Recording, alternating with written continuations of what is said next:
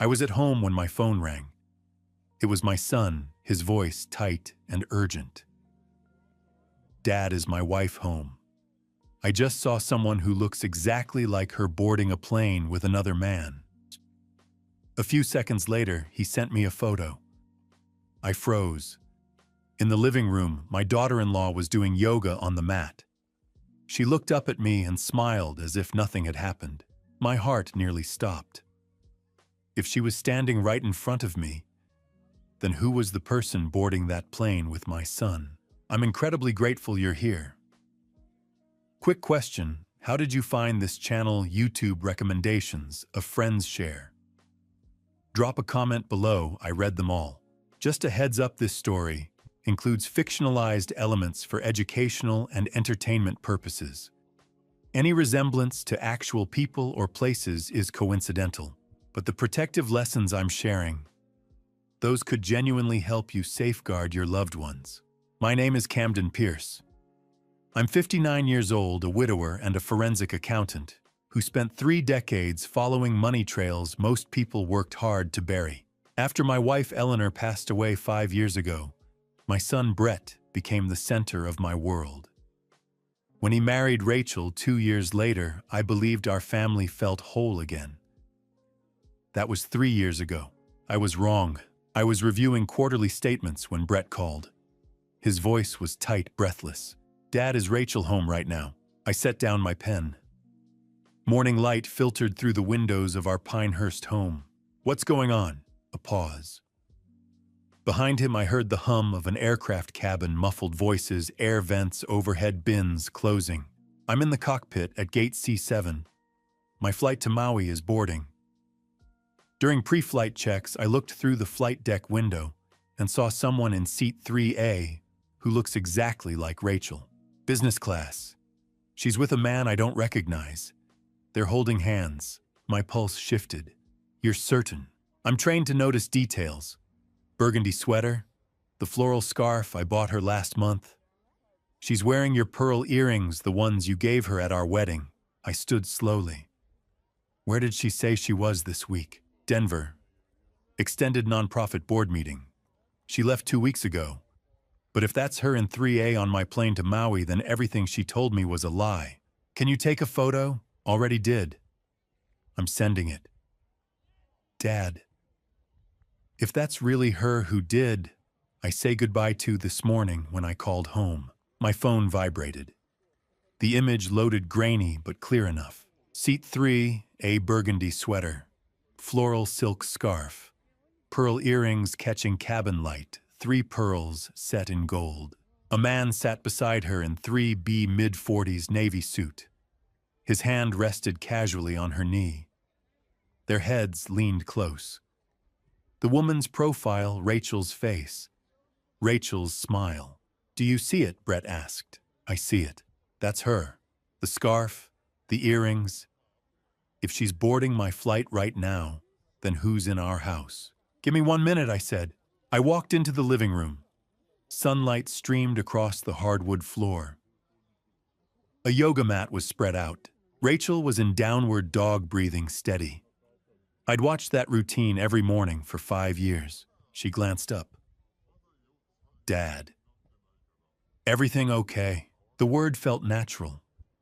Since the wedding, she'd slipped into our family with ease, filling the quiet Eleanor left behind. "Brett called," I said evenly. "Wanted to make sure you were home." She lowered into a seated stretch. "That's sweet. Tell him I'm fine. My phone's in the kitchen on silent. You know I don't like distractions." I studied her face, the freckle near her left temple, the way she tucked her hair behind her ear. Everything matched. Back in my office, I called Brett. "She's here, doing yoga. Says her phone's on silent." Silence. "Dad, did you see the photo?" I did. I can still see her through the cockpit window. She just laughed at something he said. His hands on her arm now. "If that's Rachel on my plane, then who's in our house?" I felt my chest tighten. "You said she left for Denver 2 weeks ago." "Yes, Wednesday morning. I opened our home security system. Let me check something." I scrolled back. This morning, Rachel on her mat. Yesterday making breakfast. The day before reading on the couch. 2 weeks ago. Timestamp 6:47 a.m. The front door opened. Rachel stepped out with a rolling suitcase blue wool coat. She locked the door and walked to a black SUV idling at the curb. It pulled away. I kept the footage running. 7:05 a.m., 18 minutes later, the front door opened again. A woman entered. Same height, same build, same hair color. But she wore a gray cardigan instead of a blue coat. No suitcase. She moved slowly through the house, looking around carefully, studying. She opened cabinets, checked the refrigerator, ran her hand along the granite countertop as if memorizing texture. She selected a coffee mug, the chipped one Rachel refused to throw away. This woman knew which mug to use. "Brett," I said steadily. "When you land, observe her from a distance. Don't approach. Don't let her know you're watching. See where she goes, who she meets. Then call me. You think it's really Rachel? That my wife is on my plane with another man?" I stared at the split-screen footage. On the left, Rachel leaving. On the right, someone else arriving. "I think we need more information." "What kind?" "The kind that explains how your wife can be in two places at once." After he hung up, the house felt unnervingly quiet. Through the wall, I heard movement, water running, cabinets closing. The ordinary sounds of someone who knew exactly where everything belonged. The woman who looked like Rachel, sounded like Rachel, knew which burner heated most evenly and where we kept spare light bulbs. The woman who had been living in my house for 2 weeks. I opened my laptop and began pulling financial records. If someone was impersonating my daughter-in-law, there would be traces. Subtle inconsistencies. Patterns. Numbers don't lie. 3 hours later, my phone buzzed. Followed them from baggage claim, Brett texted. Black sedan to Fairmont Orchid. Watched from lobby. They checked in together. Same room. Dad. What's happening? I looked toward my office door. Beyond it, the woman who wasn't Rachel hummed softly in the kitchen. I typed slowly. "Come home as soon as you can. Don't confront her. Not yet." His reply came instantly. "Who is that woman in our house?" I stared at the frozen security footage.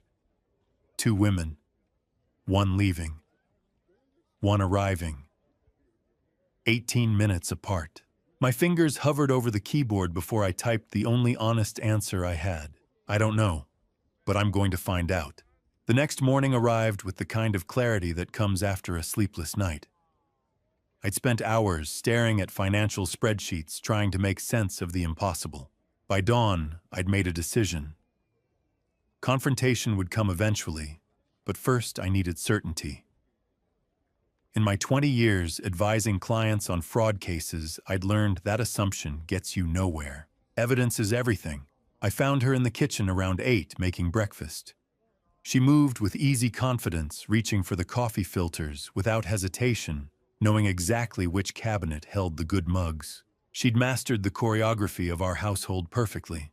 I poured myself coffee, watching her slice fruit. The morning light caught her profile, and for a moment the resemblance was so complete it made my chest ache. Except it wasn't Rachel. I knew that now with cold certainty. I kept my voice casual. "Brett and Rachel's anniversary is coming up soon. Remember that dinner you two had in Portland?" He mentioned wanting to go back to that restaurant. She looked up, knife paused mid-slice. "Oh yes, that was lovely. The waterfront view was beautiful." Wrong. They'd celebrated in Seattle at a small French place Rachel had insisted on. Rachel would have corrected me immediately, probably with a laugh about how I always mixed up their travel plans. This woman just smiled and kept cutting strawberries. Throughout the morning, I watched her perform the role flawlessly. She watered Eleanor's herb garden with care. She folded laundry with precise movements. She even hummed while she worked, though the melody was wrong.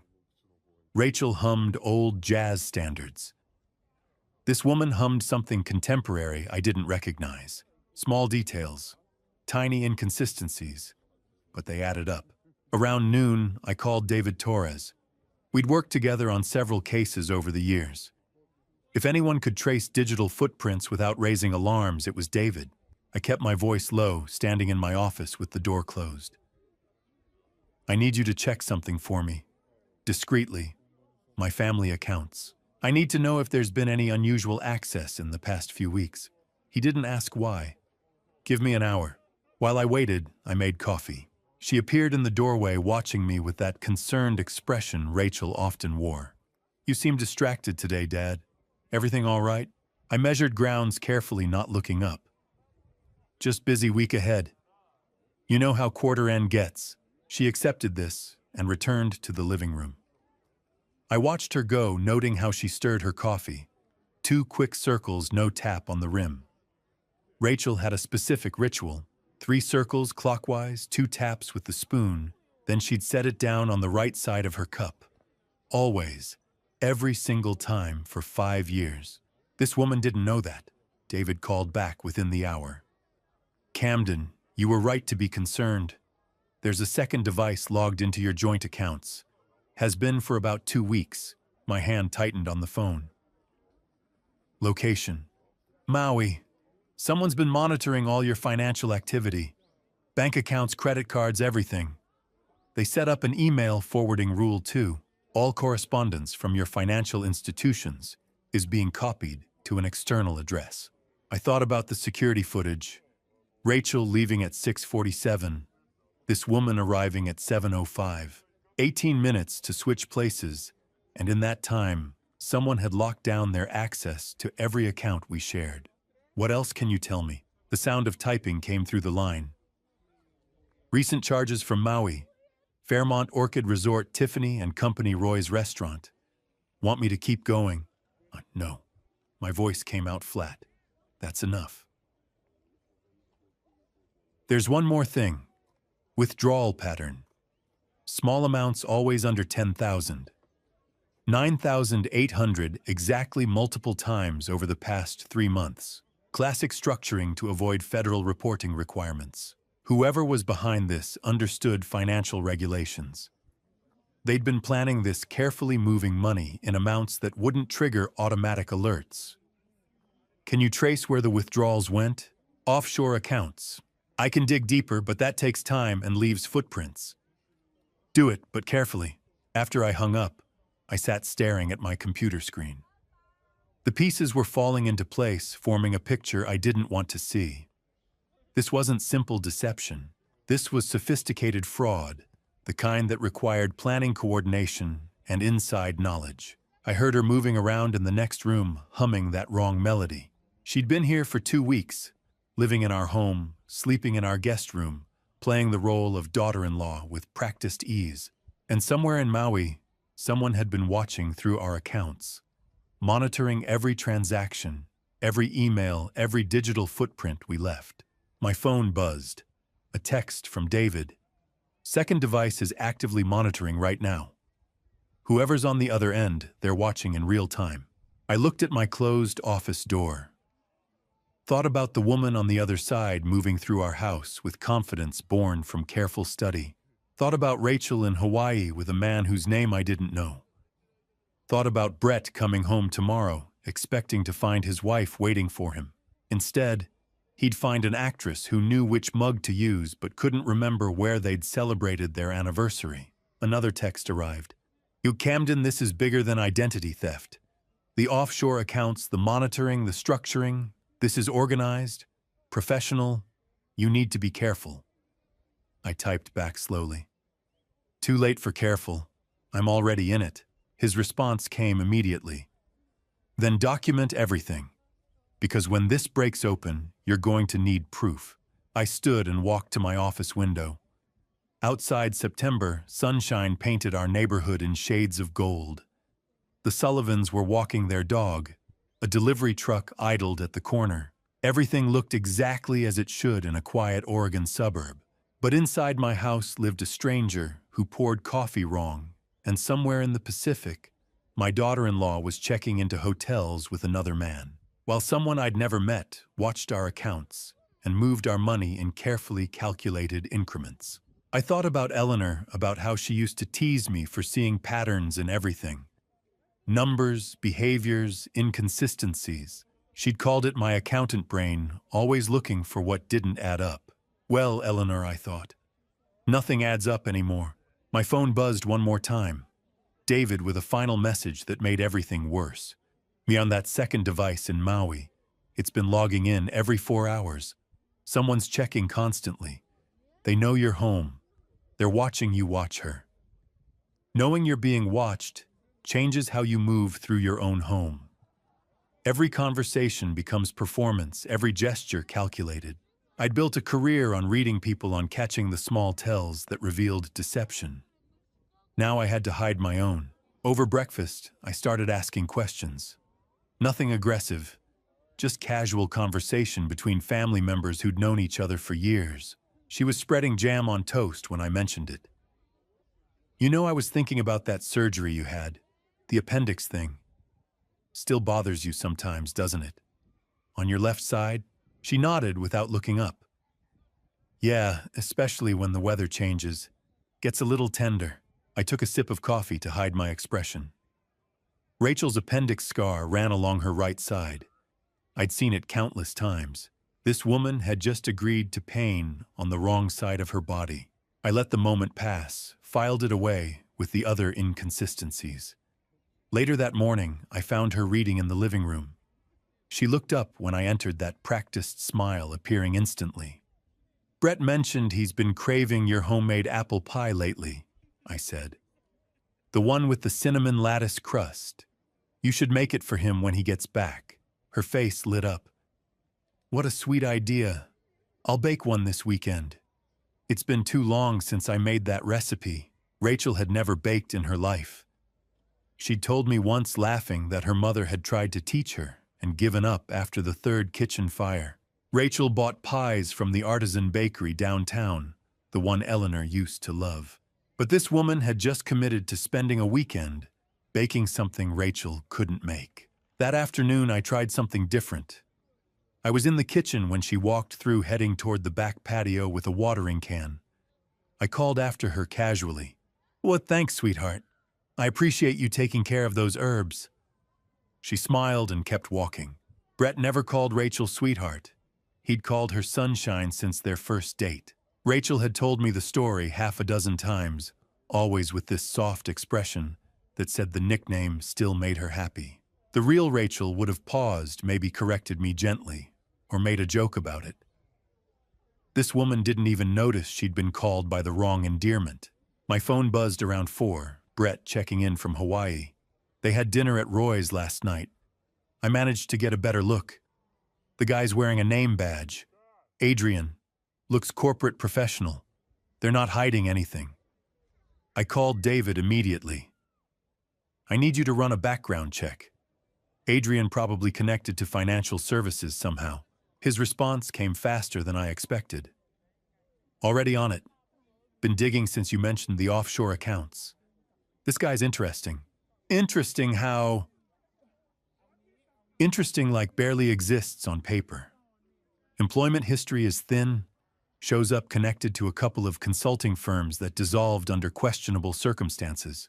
No criminal record, but I found 2 civil cases that got settled quietly. Both involved fraud allegations. I felt something cold settle in my chest. What kind of fraud? Financial restructuring schemes. Targeting individuals, not corporations. Both cases involved significant asset transfers right before divorce proceedings. The pattern was becoming clearer. Rachel hadn't stumbled into some affair. This was planned, calculated, professional. After David hung up, I stood in my office thinking about where someone might hide something they wanted kept secret, but still needed to access occasionally. Rachel had claimed her old iPhone was dead, the screen shattered beyond repair. She'd switched to a new one about 6 months ago, but people don't usually throw away phones immediately. I found it in the master bathroom, tucked in the back of the drawer, where we kept old medications and forgotten cosmetics. The screen wasn't shattered. It wasn't even cracked. I pressed the power button. The battery showed 4%, but it was enough. The screen illuminated, unlocked. She'd never changed the passcode. Messages loaded slowly, the phone struggling with its dying battery. A thread with someone saved only as A filled the screen. I scrolled through months of conversation, my pulse steady despite what I was reading. How much longer with the setup? Nina needs another week. She's learning the routines. He suspects anything. But no, he's predictable. Won't check until it's too late. Nina's doing great. The messages went back months. Planning coordination updates. I kept scrolling, looking for anything that might tell me why. The phone's battery warning flashed. 2% remaining. Then I found it. A message from Rachel to Adrian sent 3 months ago. The timestamp showed late at night when Brett would have been on an overnight flight somewhere. Camden trusts me completely. Thinks of me as the daughter he never had. This will be easier than Florida. The phone died in my hand, screen going black. I stood in the bathroom staring at the dark rectangle of glass and metal while that last sentence repeated in my mind. This will be easier than Florida. Not their first time. Not even their second, probably. This was a pattern, a system, something they'd refined through practice. And somewhere in Florida, there was another family, another victim, another story like mine beginning to unfold. I thought about victims I'd seen in court cases I'd reviewed for clients. The hollowed-out look of someone who'd lost everything to people they'd trusted. I'd felt sorry for those victims, but I'd never truly understood until now. Because I was about to become one of them. I slipped the dead phone into my pocket and walked back downstairs. The woman who wasn't Rachel sat in the living room, reading her book, completely at ease in our home. She looked up when I passed. "Everything okay, Dad?" The word tasted wrong coming from her mouth now that I knew. Now that I understood, she was part of something larger, more calculated than simple deception. "Everything's fine," I said. She smiled and returned to her book. I kept walking, kept my expression neutral, kept playing the role of the unsuspecting father-in-law.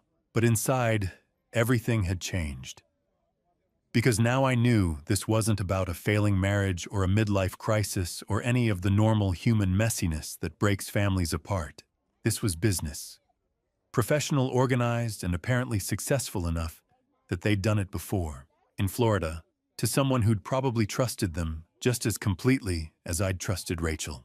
That dead phone sat in my desk drawer like evidence I couldn't yet use. The reference to Florida gnawed at me. Professional cons don't start with million-dollar targets. They build up to them, refining their approach with each victim.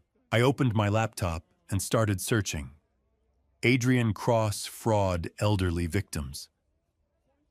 The results came slowly at first. Then I added one more word, Florida. The article appeared halfway down the second page. Local news from Tampa, 18 months old. The headline read, "Retired accountant loses life savings to investment scheme." The victim's name was Harold Whitmore, 76 years old, widower. His wife, Margaret, had passed away 2 years before. According to the reporter, Harold had trusted a financial advisor who'd promised to help him invest Margaret's life insurance payout. $800,000 gone within 6 months. The article didn't name the advisor, but it described the method. Personal connection through a grief support group. Promises to honor the late wife's memory through smart investments. Transfers to offshore accounts that proved untraceable. This was Rachel's template.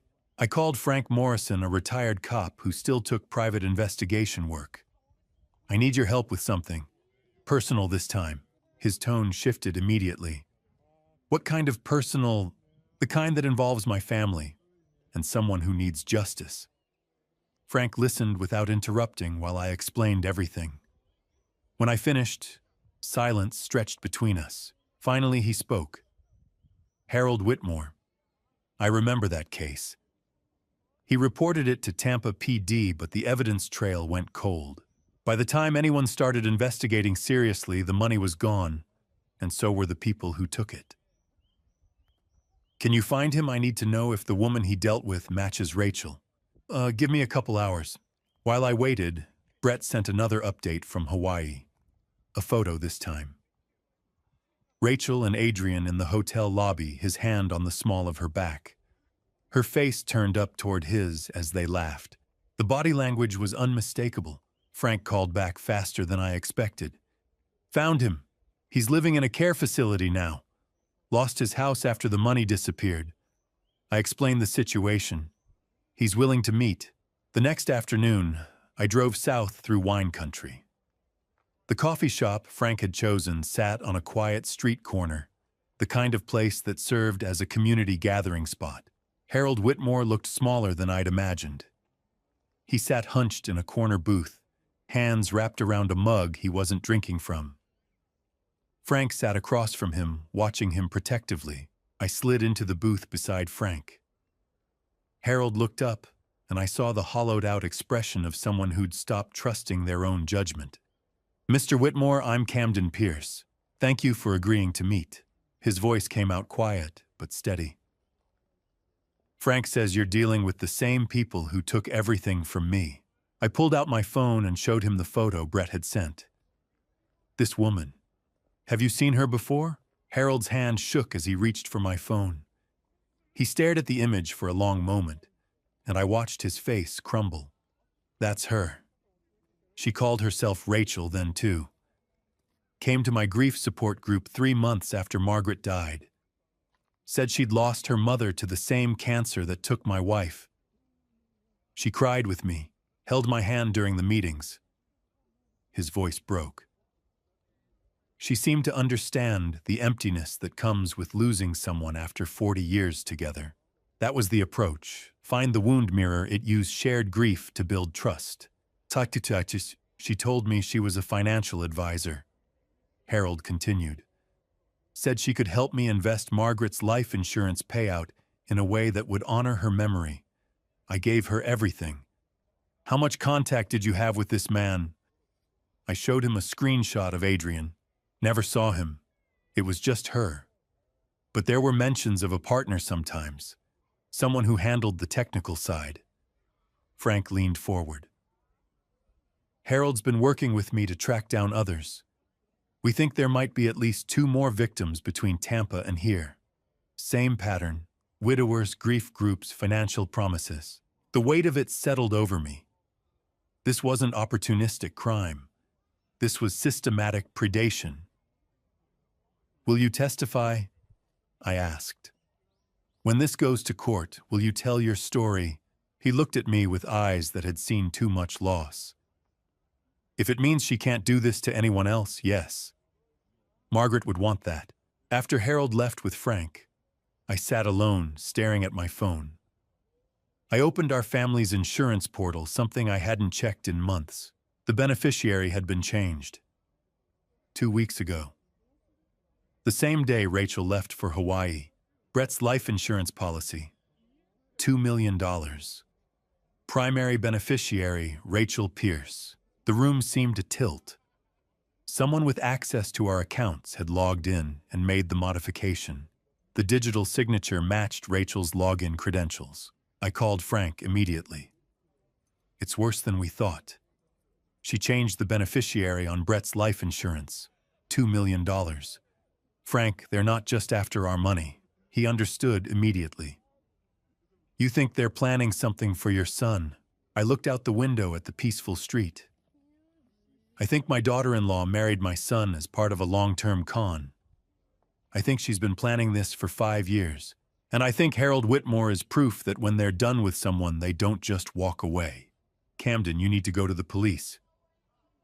With what right now all I have is a pattern and a previous victim. I need more before I can prove anything. Then what are you going to do?" "I'm going to keep digging until I have enough evidence that no court can ignore it. Because Brett's coming home in 2 days. And when he walks through that door, I need to be ready to protect him from the woman he thinks is his wife." That evening, I was reviewing financial records in my office when I heard the sound of cabinet doors opening and closing in the kitchen. Then the clink of pots, the hiss of a gas burner igniting. I walked to the kitchen doorway. Nina stood at the stove, her back to me, stirring something in a saucepan. On the counter beside her, a carton of heavy cream. a stick of butter partially unwrapped, a wedge of Parmesan cheese. My chest tightened. She glanced over her shoulder and smiled. I thought I'd make us dinner tonight. You've been working so hard. Fettuccine Alfredo, one of my favorites. I stared at the cream, at the butter, at the cheese. Rachel would never have brought those items into this house. 2 years ago, Rachel nearly died in this kitchen. It was a Saturday morning. She had made herself a latte using a sample pack of flavored creamer someone had given her as a gift. Within minutes, her throat began to swell. Her face turned red, then pale. She clawed at her neck, gasping for air. I called 911 while Brett grabbed the epinephrine pen we kept in the bathroom cabinet. By the time the paramedics arrived, Rachel was on the floor, trembling and barely conscious. The doctor at the emergency room told us she had suffered anaphylactic shock, a severe dairy allergy. He said if we had waited even 2 more minutes, she might not have made it. After that day, everything changed. We cleared the house of all dairy products. No milk, no cheese, no butter, no cream. Rachel became obsessive about reading ingredient labels. She would check them twice, sometimes 3 times before eating anything. At restaurants, she always asked the server to confirm there was no dairy in her meal. She carried 2 epinephrine pens everywhere she went. Rachel had not allowed dairy in this house for 3 years. Yet here was Nina standing at the stove, stirring heavy cream into melted butter without a trace of concern. I kept my voice steady. "That smells good. Thanks," she said brightly. "It'll be ready in about 10 minutes." I returned to my office and sat down, my hands shaking. I pulled out my phone and opened a note. Test 1. She brought dairy into the house. Rachel would never do that. 10 minutes later, Nina called me to the table. 2 plates of fettuccine Alfredo sat waiting, the sauce, thick and golden, clinging to the noodles. The smell was rich, creamy, unmistakable. I sat across from her, fork in hand, watching closely.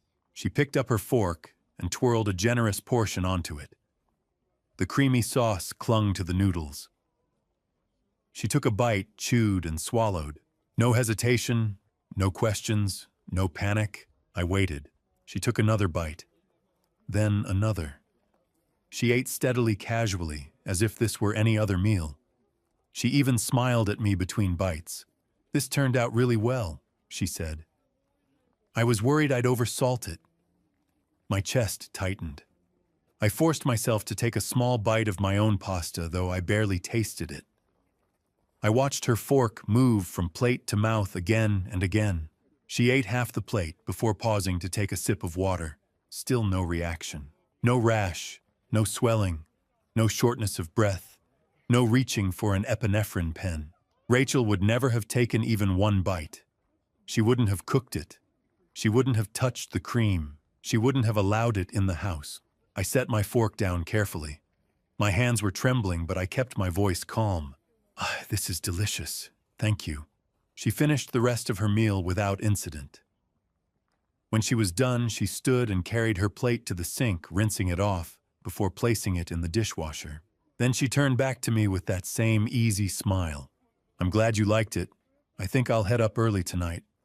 I'm a little tired." I nodded. "Sure, get some rest." She disappeared upstairs, and I sat alone at the table, staring at the empty chair across from me. The woman in my house was not my daughter-in-law. I pulled out my phone and texted David Torres. She cooked and ate a full plate of Alfredo. No reaction. It's not her. His reply came within seconds. "I'm on my way. Don't do anything until I get there." David arrived 40 minutes later. I let him in through the side door, and we stood in the dim light of the kitchen, speaking in low voices. He carried a small black case with him, the kind of equipment bag a tech specialist would use. "I'm going to sweep the house," he said quietly. "If they're watching you, there's a good chance they've planted something." I nodded, my throat dry. David moved through the living room first, running a small handheld device along the walls behind picture frames under tables. I followed a few steps behind, my pulse hammering in my ears. It didn't take long. He found the first device behind a framed photo of Brett and Rachel on their wedding day. A tiny microphone no bigger than a shirt button tucked into the back of the frame. The second was in the kitchen, hidden inside the decorative bowl we kept on the counter. The third was upstairs in the bedroom behind the headboard. David held up the last device between his thumb and forefinger, his expression grim. "They've been listening to everything," he said. I felt the floor tilt beneath me. Every conversation, every phone call, every moment I thought I was alone.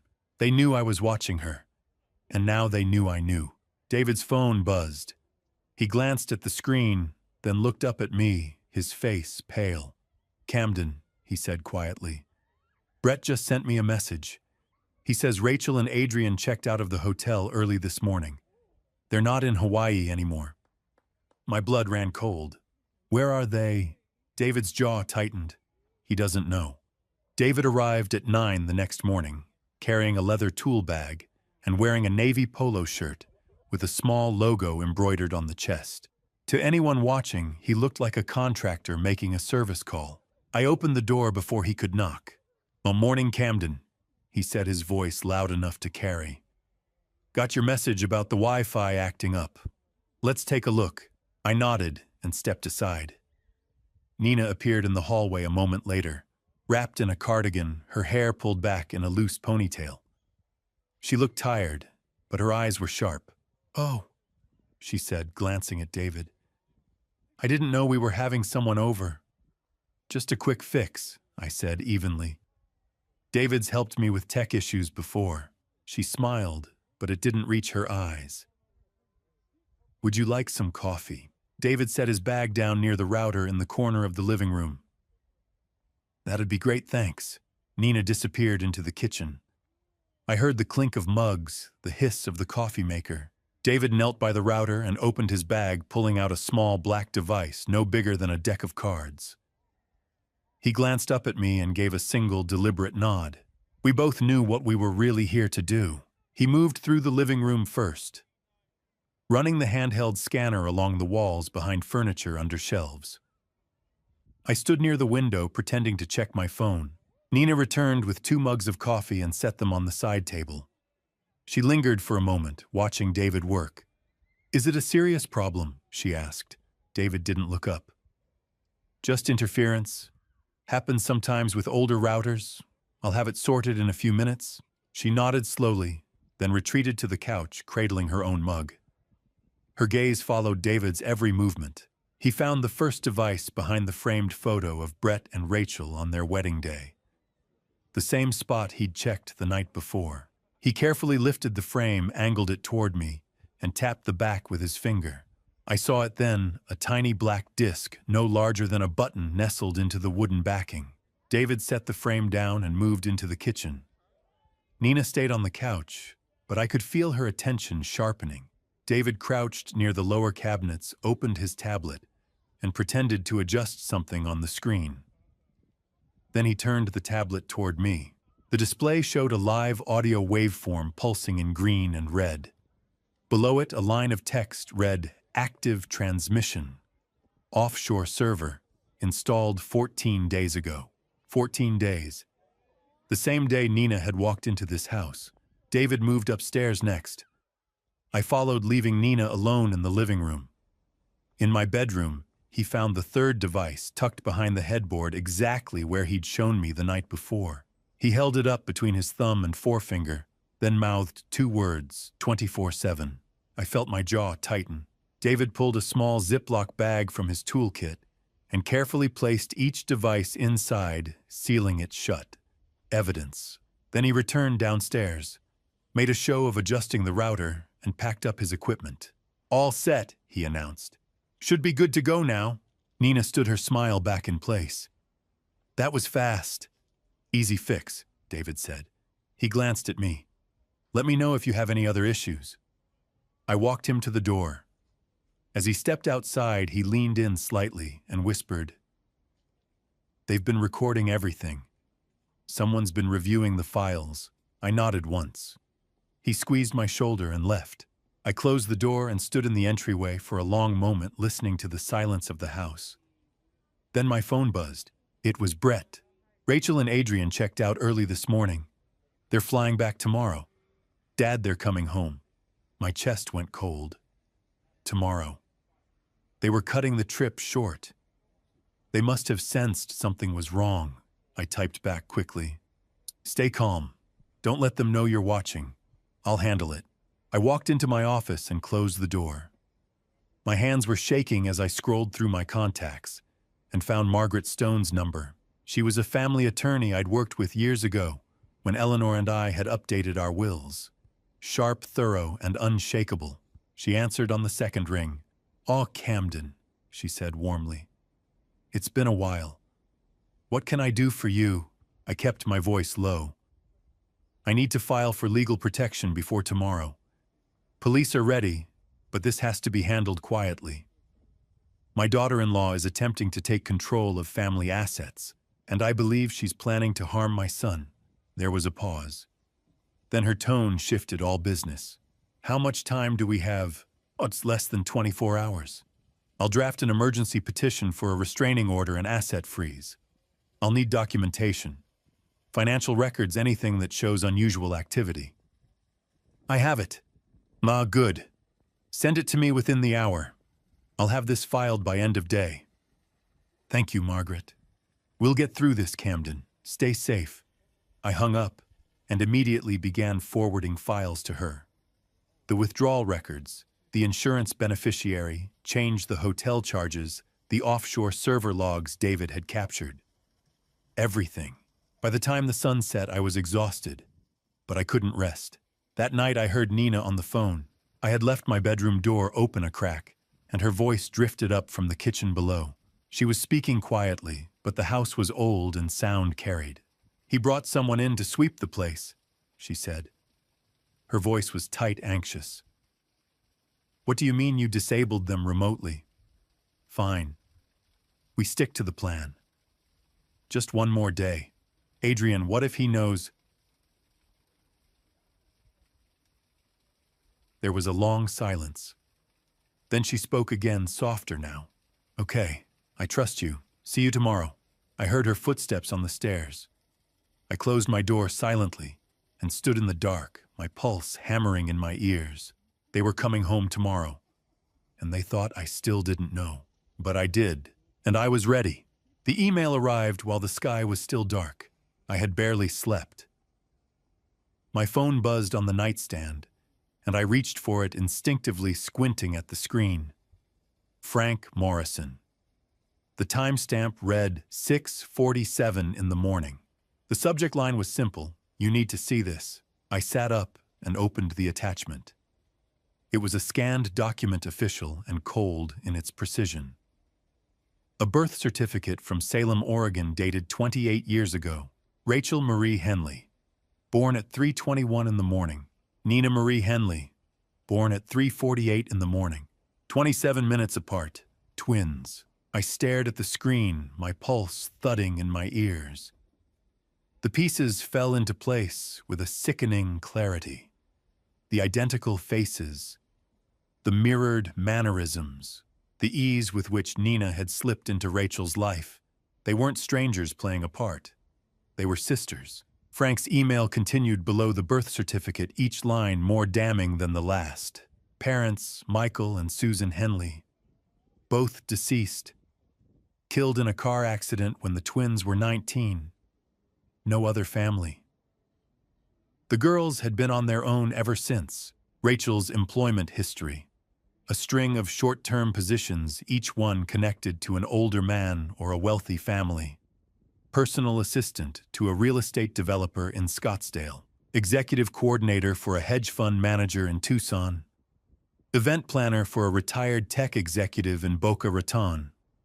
None of the jobs lasted more than 18 months, and each one ended quietly with no forwarding information. Nina's history, acting classes in Portland, a few bit parts in local theater. Struggling, unemployed for the past 3 years, until 2 weeks ago. Then came the name I'd been dreading, Adrian Cross. Frank had traced him back 6 years. 6. That was 1 year before Rachel had met Brett. Adrian had a record fraud investigations in Arizona and Nevada, both cases dropped due to lack of evidence. 2 victims in Arizona, both elderly. Harold Whitmore in Florida, and now us. Frank's next paragraph made my chest tighten. Rachel met Brett 5 years ago at a charity gala in Portland. I checked the guest list. Adrian Cross was also in attendance, listed as a consultant for the event sponsor. The meeting wasn't accidental, Camden. It was orchestrated. I set the phone down and pressed my palms against my eyes. 5 years. Everything had been a lie from the very beginning. I remembered that night. Brett had come home glowing, telling me about the woman he'd met. She was kind, he said. She listened. She understood what it was like to lose someone. She had lost her parents young, just like he'd lost Eleanor. It had all been calculated. Frank's final note was the hardest to read. Rachel never loved your son. She studied him. She found his weakness, his longing for family after losing his mother, and she became exactly what he needed. This wasn't love, Camden. This was a performance. I sat on the edge of the bed, the phone still glowing in my hand. 5 years of dinners. 5 years of holidays. 5 years of watching Brett light up every time Rachel walked into a room. All of it had been theater. I thought of the way she'd learned to cook his favorite meals. The way she'd laughed at his stories, even the ones he'd told a dozen times. The way she'd held his hand at Eleanor's grave and told him it was okay to grieve. She had studied him like a script, and she had played her role flawlessly. I stood and walked to the window. The sun was beginning to rise, painting the sky in shades of pale gray and amber. Somewhere out there, Rachel and Adrian were on a plane flying back to finish what they'd started. But they didn't know we were waiting. I pulled up Brett's number and called. He answered on the second ring, his voice rough with sleep. "Dad, what's wrong?" "I need you to sit down," I said quietly. There was a pause. Then I heard the rustle of sheets, the creak of a chair. "Okay, I'm sitting." I told him everything. The birth certificate, the twin sister, Adrian's history, the staged charity event, the years of planning. Brett didn't say a word. The silence on the other end of the line stretched so long I thought the call had dropped. But Brett, when he finally spoke, his voice was hollow. 5 years, Dad. I loved her every single day. How could I not see it? My throat tightened. Because you loved her with a true heart. That's what makes you good son. And that's what made you vulnerable. He let out a shaky breath. I trusted her. I gave her everything. I know. Another long silence. Then his voice came back harder now. Steadier. When does she land? Tomorrow afternoon, 2 o'clock at Portland. I'll be there, he said.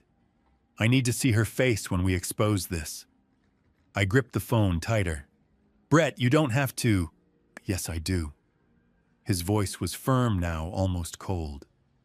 She took 5 years of my life, Dad. She made me believe we had a future. I need to look her in the eye when it all comes down. I didn't argue. I understood. Margaret has filed the paperwork, I said. The accounts are frozen. The police are ready.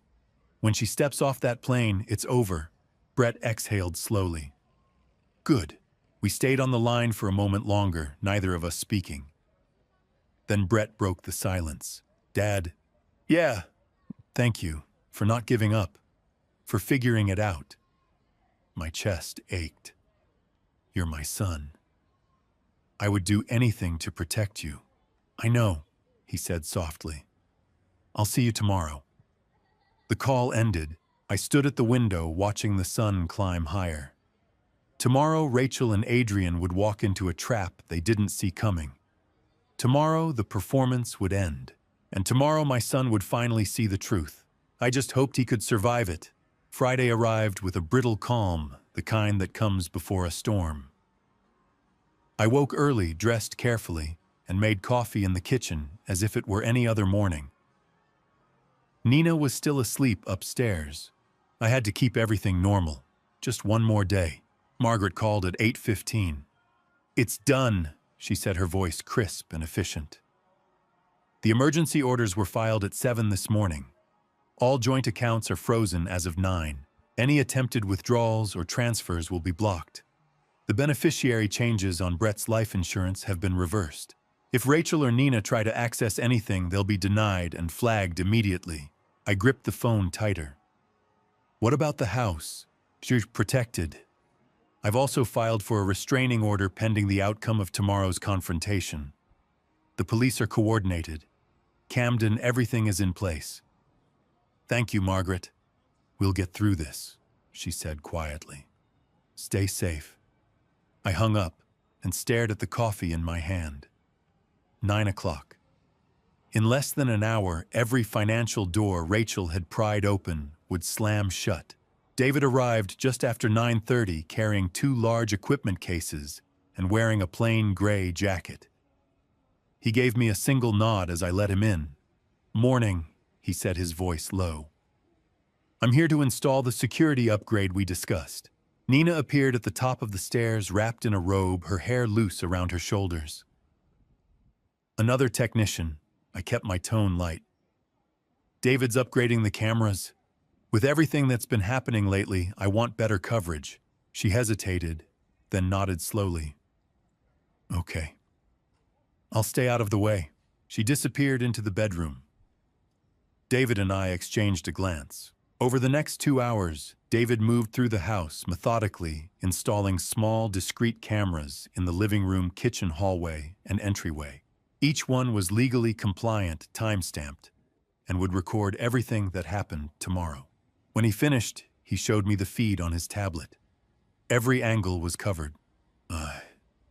You'll have a complete record, he said quietly.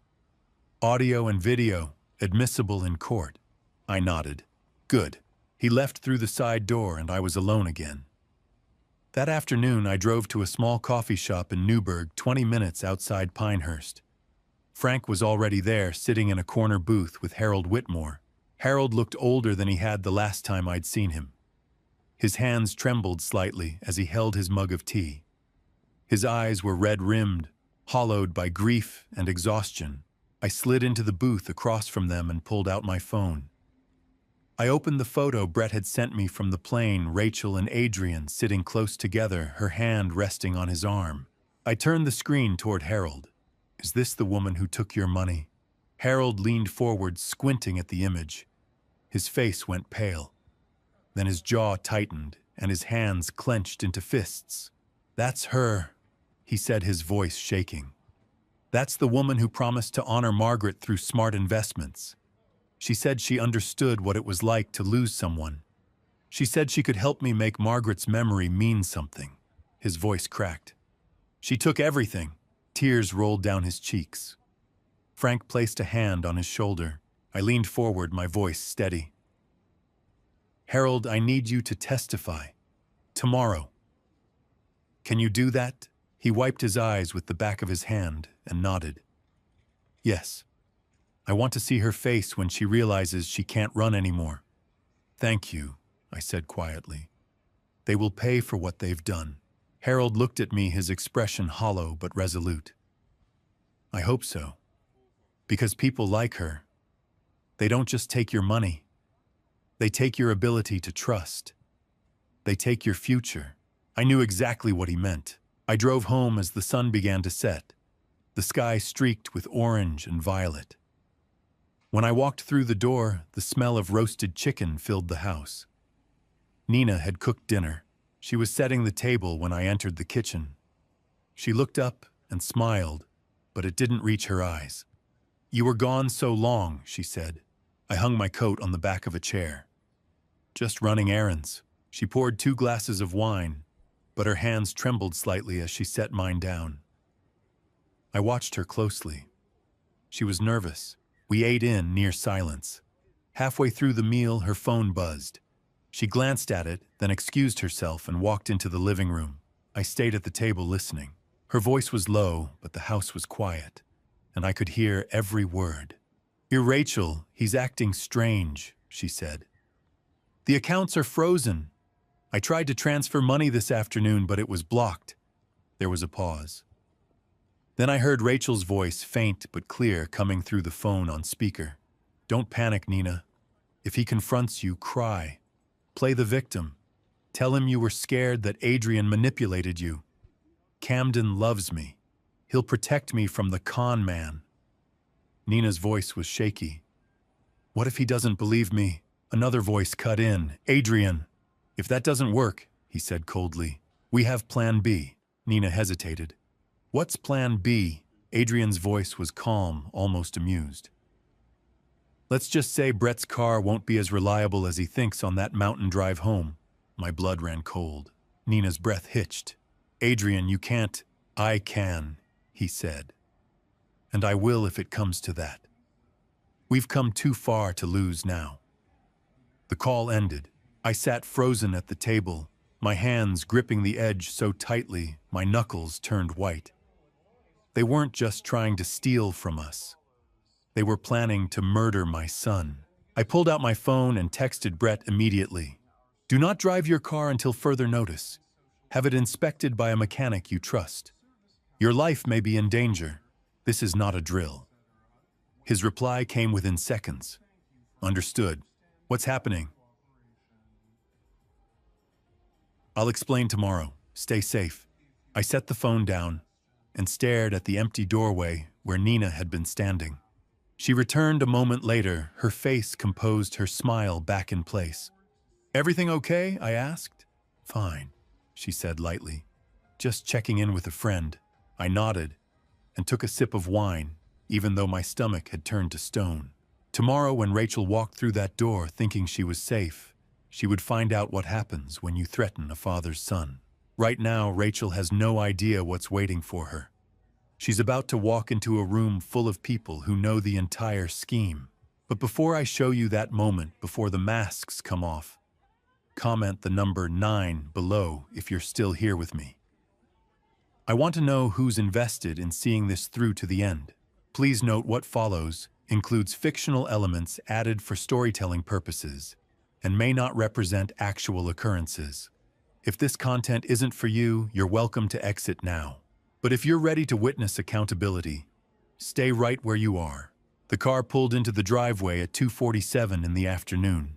I was standing in the living room, hands in my pockets, watching through the window. The black sedan came to a stop near the front steps. The driver's door opened and Rachel stepped out. She looked exactly as I remembered. Burgundy sweater, pearl earrings, the same floral scarf Brett had described draped loosely around her neck. She pulled a small suitcase from the trunk, closed it with a soft thud, and turned toward the house. Her smile was bright, practiced, effortless. She had no idea. I heard the front door open. Her footsteps echoed in the entryway. Dad, I'm home. Her voice was warm, familiar, full of that easy affection she'd perfected over 5 years.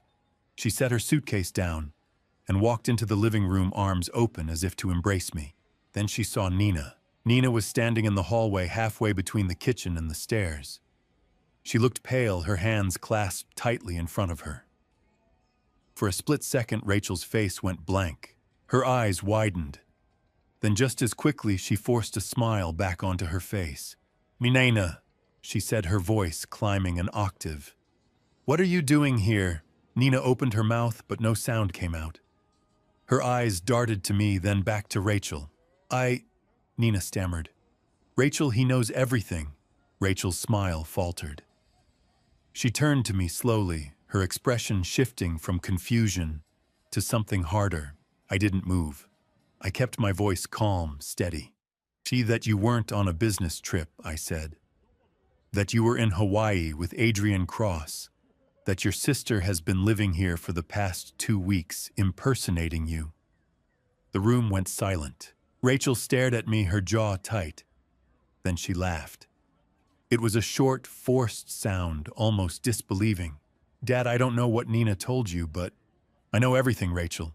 Her smile disappeared entirely. She took a step forward, her hands raised in a placating gesture. Tears began to well in her eyes. Dad, please, she said, her voice breaking.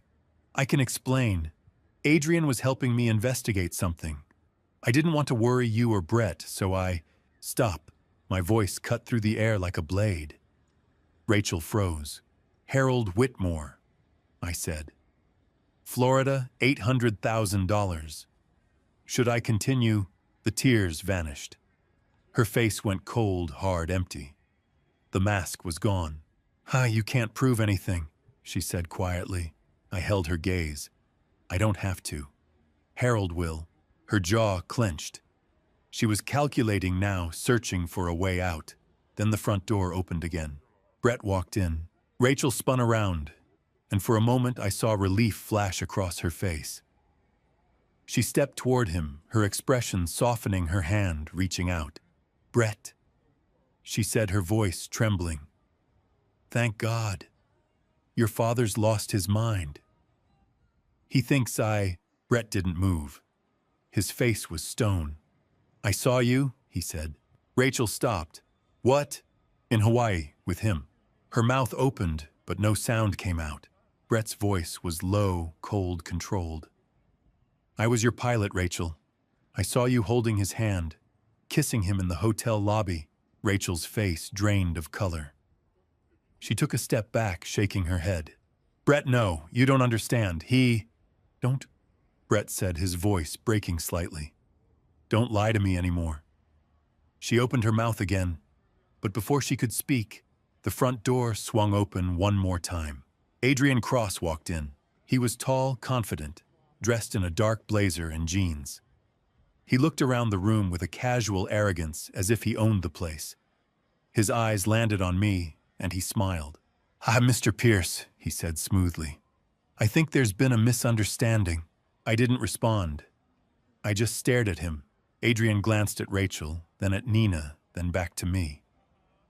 His smile didn't waver. Rachel and I have been working together on a financial consulting project, he said. If there's been any confusion about our relationship, I apologize. But I assure you, everything has been perfectly professional. I took a step forward. Is that what you told Harold Whitmore? Adrian's smile flickered. Just for a second. I don't know who that is, he said. Liar. The voice came from behind him. Adrian turned. Margaret Stone stood in the doorway, flanked by two police officers in uniform. Her expression was calm, but her eyes were sharp as steel. Adrian Cross. She said, her voice clear and measured. You're being summoned for questioning in multiple fraud investigations. Officers, please escort him. Adrian's face went rigid. He glanced at Rachel, then at the officers, then back to Margaret. I'm not going anywhere without a lawyer, he said. That's your right, Margaret replied. But you're going. The officers stepped forward. Adrian's arrogance cracked just slightly. He shot Rachel a look, but she didn't meet his eyes. She was staring at the floor, her hands trembling. Then another figure stepped through the doorway. Harold Whitmore. He was smaller than I remembered, bent slightly with age, but his eyes were sharp and unwavering. He walked slowly into the room, his cane tapping softly against the hardwood floor. Rachel's head snapped up. Her face went white. No, she whispered. You can't be here. Harold stopped a few feet away from her. He looked at her for a long moment, his expression unreadable. I'm broken, he said quietly. I was. You did that to me. You took my wife's memory and turned it into a con. You made me feel like I had something to live for, and then you stole everything. Rachel's mouth opened, but no words came out. Harold's voice was steady, now stronger. But this man gave me something back. He looked at me. Justice. Rachel's knees buckled slightly. She caught herself on the arm of the couch, her breath coming in shallow gasps. Adrian was handcuffed, now being led toward the door. He glanced back at Rachel one last time, his face twisted in fury. You said this was foolproof, he hissed. Rachel didn't respond. She just stood there staring at Harold, her face hollow and pale. Margaret stepped forward, her voice calm and final. Rachel Pierce, you're being detained for questioning in connection with multiple counts of fraud, identity theft, and conspiracy. You have the right to remain silent. Rachel's eyes darted to Brett. To me, to Nina. Then slowly she sank onto the couch and buried her face in her hands. Margaret set her briefcase on the coffee table and opened it with a soft click. The room was silent except for the faint hum of the refrigerator in the kitchen. Rachel sat on the couch, her hands clenched in her lap. Nina stood near the window, trembling. Brett leaned against the doorframe, his arms crossed tightly over his chest. Adrian stood near the entryway, flanked by the two officers. Margaret pulled out a thick folder and set it on the table. She looked at Rachel, her expression calm and professional. "Let's go through this systematically," she said. She opened the folder and pulled out the first set of documents. Receipts, hotel invoices, credit card statements. Evidence 1, Margaret said. Charges made in Hawaii over the past 2 weeks. Fairmont Orchid Resort, $2,847. Tiffany & Company, $1,250. Roy's Restaurant in Waikiki, $384. All charged to a joint account shared with Brett Pierce. Rachel lifted her chin slightly. "That's not illegal. I went on a vacation." I spoke quietly from where I stood near the fireplace. "You told Brett you were on a business trip to Denver." Rachel's jaw tightened. She didn't respond. Margaret continued, pulling out another document. A life insurance policy. Evidence 2, she said. Brett Pierce's life insurance policy, $2 million. The beneficiary was changed 3 times over the past 6 months. First to Rachel Pierce, then to a shell company registered in Delaware under the name AC Holdings, then back to Rachel Pierce 2 weeks ago. Brett straightened. His face had gone pale. 3 times, Margaret nodded. The shell company is registered to Adrian Cross. Adrian's face remained expressionless, but I saw his jaw tighten. Margaret set the insurance documents aside and picked up a printed email log. She turned to David, who had been standing quietly near the kitchen. "Sister Torres," she said, "would you explain what you found?" David stepped forward, his tablet in hand. He held it up so everyone could see the screen. Lines of code, email forwarding rules, login timestamps. "This is Rachel's email account," David said. 2 weeks ago, she set up an automatic forwarding rule. Every email sent to Brett's personal and work accounts was copied to an offshore server. "She's been monitoring your accounts, Brett. Every message, every transaction, everything." Brett's hands curled into fists. "You were spying on me." Rachel said nothing. She was staring at the floor now, her face pale and tight. Margaret pulled out another set of documents. A court transcript, a police report, a printed photograph. "Evidence 4, she said. "The testimony of Harold Whitmore." She turned to Harold, who was sitting in the chair by the window. He looked small, fragile, but his eyes were steady. Mr. Whitmore," Margaret said gently, "would you tell us how you met Rachel?" Harold's voice was quiet, but it filled the room. "I met her at a grief support group in Tampa," he said. "My wife Margaret had just passed. I was alone. Lost. Rachel approached me after one of the meetings. She told me she understood what I was going through. She said she'd lost her mother to cancer." He paused, his hands trembling slightly on the armrest. "She held my hand. She cried with me. She told me there were ways to honor Margaret's memory. Smart investments, legacy funds. She introduced me to Adrian. They promised me my wife's life insurance would grow, that it would mean something." His voice broke. "They took $800,000. Everything Margaret left me. Everything." Rachel's face was stone. She didn't look at Harold. She didn't look at anyone. Margaret set the transcript down and picked up a printed screenshot. A text message. "The evidence 5, she said. A message from Rachel's old phone sent to Adrian Cross 3 months ago. She read aloud. "The old man is easy to read. Won't check until it's too late." Brett's breath hitched.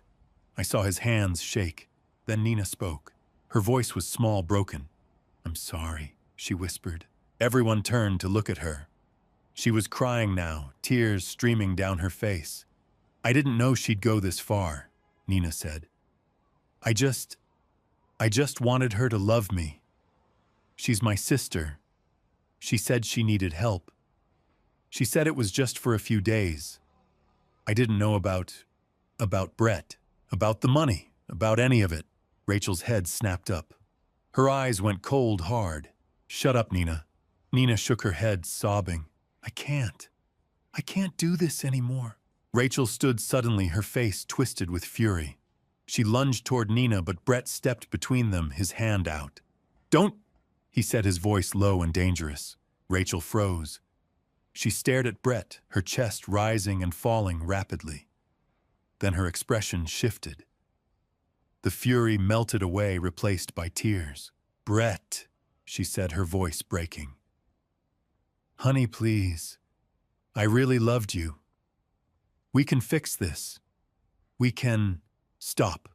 Brett's voice was cold, empty. 5 years, he said quietly.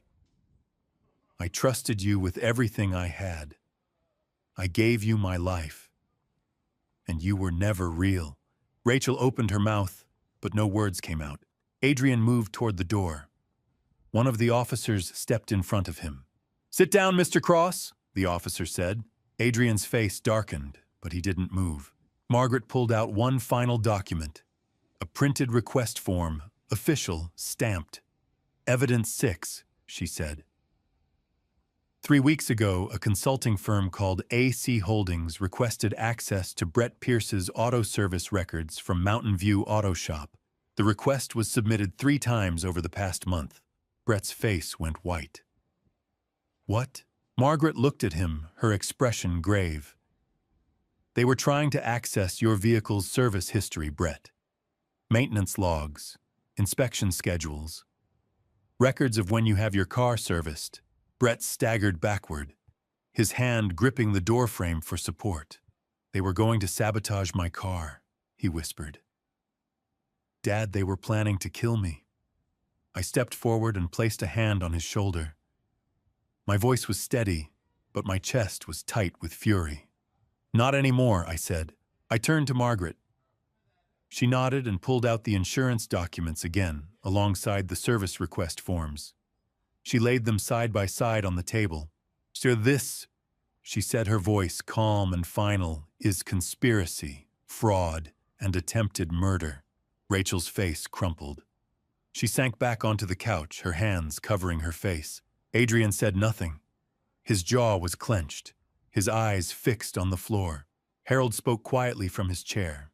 Justice, he said. That's all I wanted. I looked at Rachel, at Adrian, at the evidence spread across the table. You're going to get it, I said. One of the officers stepped away from Adrian and pulled out his radio. His voice was calm but urgent. Dispatch, I need state police and DMV investigators at this location immediately. We have credible evidence of possible vehicular sabotage. The room went still. Brett's face drained of color. The officer turned to him. Sir, I need information about your vehicle and your regular service schedule. Brett's voice was hoarse. Toyota 4Runner. Silver. I have it serviced at Mountain View Auto Shop every month. I'm supposed to pick it up tomorrow morning after the brake check. The officer spoke into the radio again. Alert Mountain View Auto Shop on Highway 26. Do not release vehicle registered to Brett Pierce. Repeat, do not release vehicle. Suspected brake tampering.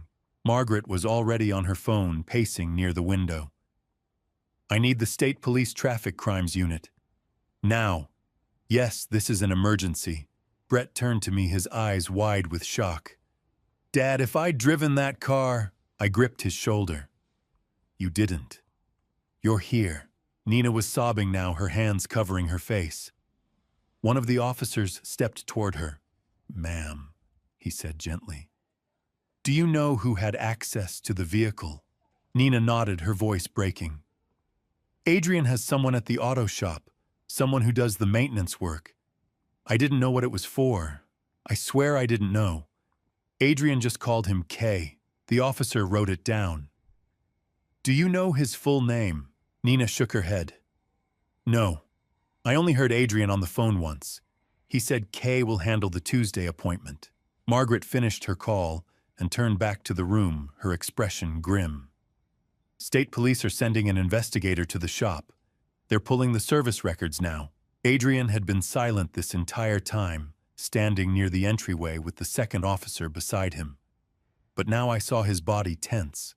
His eyes darted toward the door, toward the window, toward Rachel. He was looking for a way out. Mr. Cross. The officer said, his hand moving to his belt. Stay where you are. Adrian's jaw clenched. Then in one sudden motion, he lunged toward Nina. He grabbed her from behind his arm, wrapping around her neck. She gasped, her hands clawing at his arm. Anyone moves, Adrian said, his voice low and dangerous, and I'll end her. Everyone froze. Brett took a step forward, but I grabbed his arm. The officer's hand hovered near his weapon, but he didn't draw it. Adrian's eyes locked onto Rachel. Keys. Rachel stared at him, her face pale. For a moment, she hesitated. Then slowly, she reached into her pocket and pulled out a set of car keys. She threw them to him. Adrian caught them with his free hand, his grip still tight around Nina's neck. Nina's face was red, her breathing shallow. The officer drew his weapon, now holding it steady. Mr. Cross, let her go. There's no way out of this. Adrian dragged Nina backward toward the door, using her as a shield. She whimpered, her feet stumbling over the threshold. Open the door, Adrian ordered. Rachel moved toward the door, her hands shaking. She pulled it open. Adrian stepped onto the porch, Nina still locked in his grip. The afternoon light spilled across them.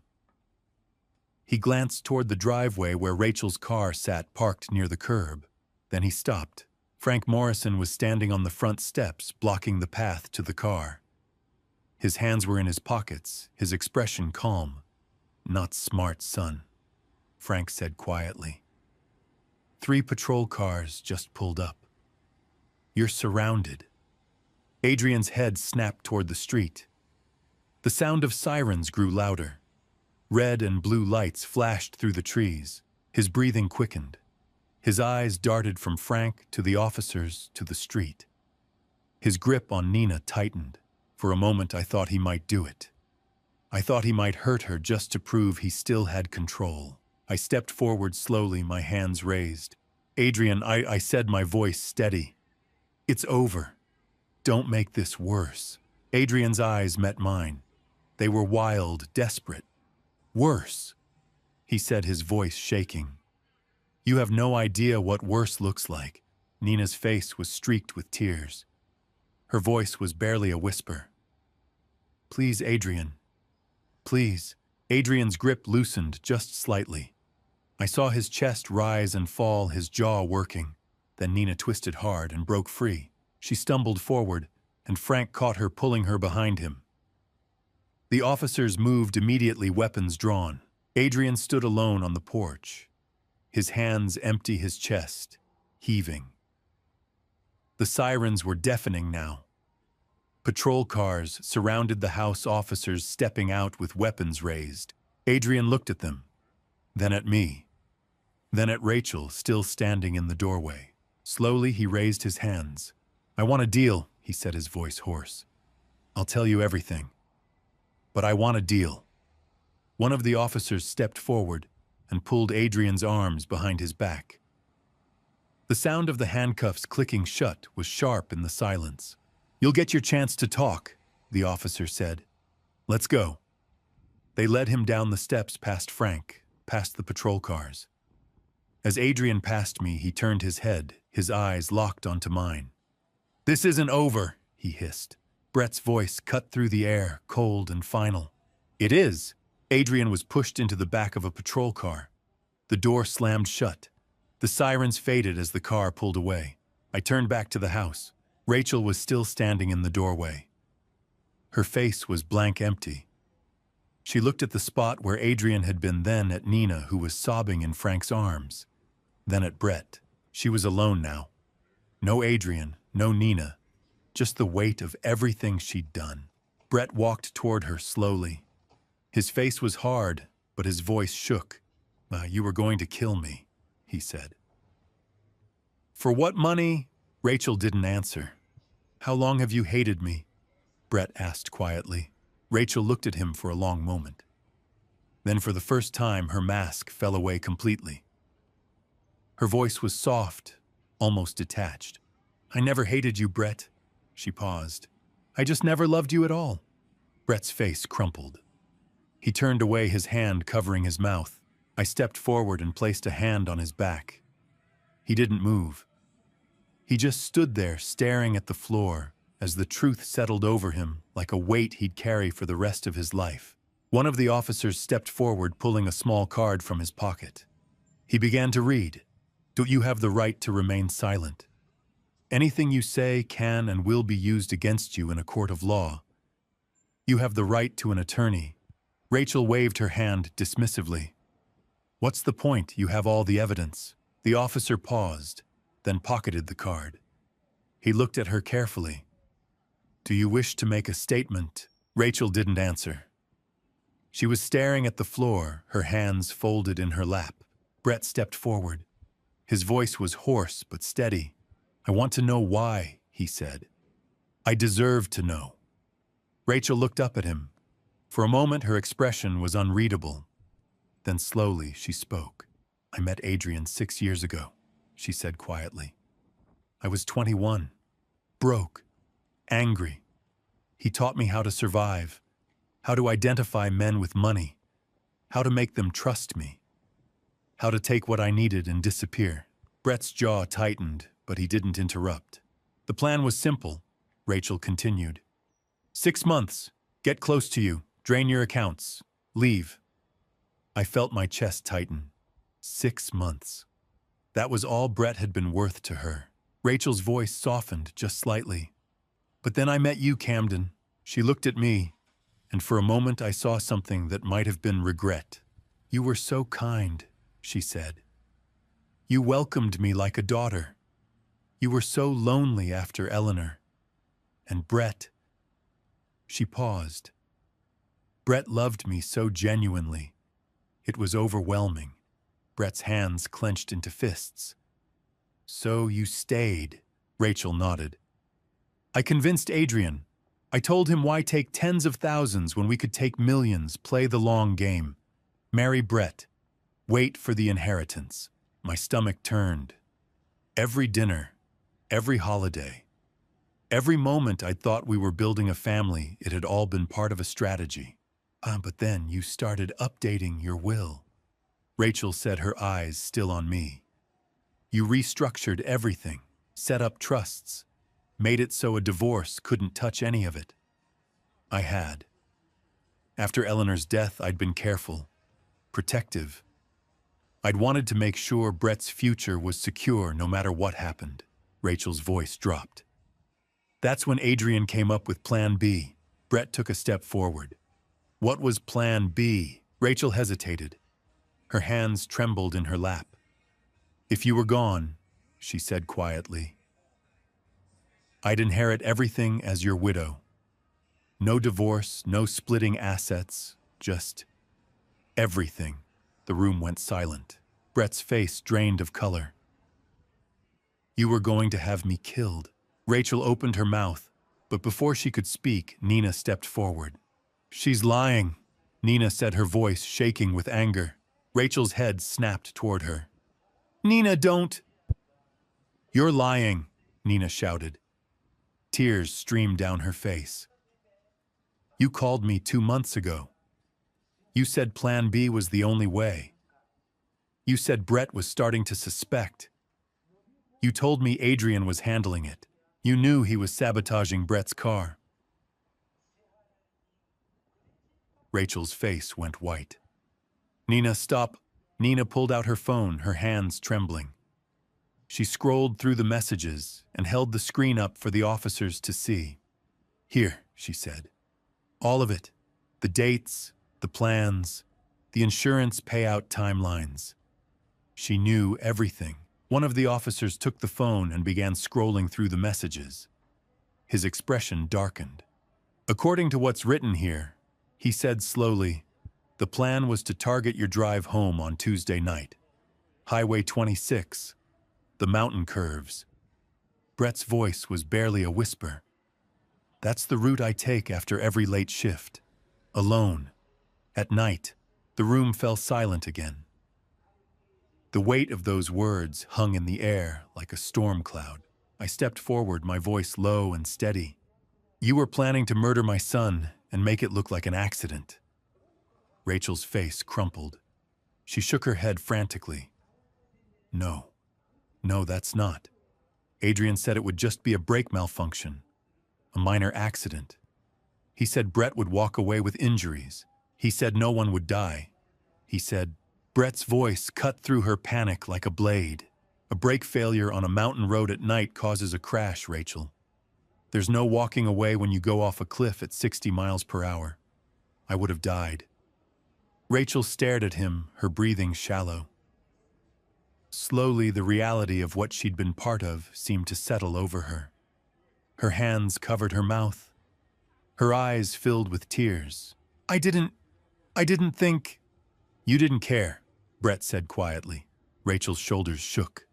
She buried her face in her hands, sobbing. The officer stepped forward, pulling out a pair of handcuffs. Rachel Pierce, he said, his voice formal and final.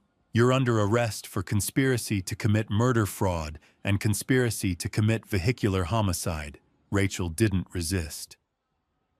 She just sat there, her face in her hands, as the officer pulled her arms behind her back. The sound of the handcuffs clicking shut echoed through the room. As they lifted her to her feet, she turned to me. Her face was streaked with tears, her eyes red and desperate. Dad, she whispered. Please. My throat tightened. I wanted to look away, but I couldn't. Don't call me that. I said, my voice barely above a whisper. You were never my daughter. Rachel's face crumpled. The officers led her toward the door. She didn't look back. When the door closed behind her, the silence that followed felt heavier than anything I'd ever known. Nina stood near the window, her arms wrapped around herself. She was crying quietly, her shoulders trembling. Brett walked over to her slowly. His face was hollow, exhausted. Why did you do it? He asked quietly. Nina looked up at him, her eyes red and swollen. Because she's my sister, she whispered. I thought family meant you do anything for each other. I didn't understand that family also means stopping each other from becoming monsters. Brett didn't respond. He just stood there staring at her, his expression unreadable. I walked to the window and looked out at the empty driveway. The patrol cars were gone. The sirens had faded. The house was quiet again, but nothing would ever be the same. I placed a hand on Brett's shoulder. He didn't move. He just stood there, staring at the floor, carrying the weight of everything that had been taken from him. And I knew in that moment that healing from this would take longer than any of us were ready for. Before I reveal who had access to Brett's vehicle and nearly caused his death, comment, "Who, if you're still here." Keep in mind, parts of this story are fictionalized for impact and education. If you want to stop before the climax, now's your chance. Otherwise, stay with me, you're about to learn the identity of the inside man. My phone rang at 6 in the morning. I hadn't slept. I'd spent the night sitting in the living room, staring at the empty space where Rachel had stood just hours before. The house felt hollow, like something vital had been carved out of it. I answered on the second ring. Sketika. Camden, it's Margaret. Her voice was sharp alert. State police traced the service records to a man named Kevin Russo. He's been a mechanic at Mountain View Auto Shop for 18 years. Clean record until 18 months ago. I sat up straighter. What happened 18 months ago? His wife died. Cancer. Medical debt came to $250,000. My chest tightened. Adrian found another widower. Margaret's voice was grim. It looks that way. Police want to bring him in this morning. They're asking if you and Brett want to be there. I didn't hesitate. Yes. 2 hours later, Brett and I stood in a small conference room at the Mountain View Auto Shop. The walls were gray, the table scratched and worn. Across from us sat Detective Sarah Coleman from the state police, a woman in her mid-40s with sharp eyes and a no-nonsense demeanor. David was there too, his laptop open in front of him. "We've frozen Russo's access to the shop system," Detective Coleman said. "He doesn't know he's been exposed." Brett's face was pale. "Kevin Russo, I've been bringing my car to him for 4 years.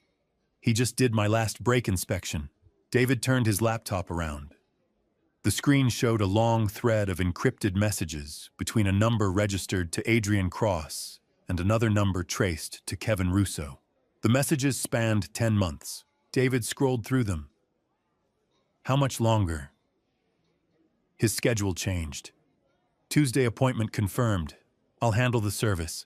Brett leaned forward, reading the messages. His face went white. He was going to do the brake work himself, sign off on the car he'd sabotaged.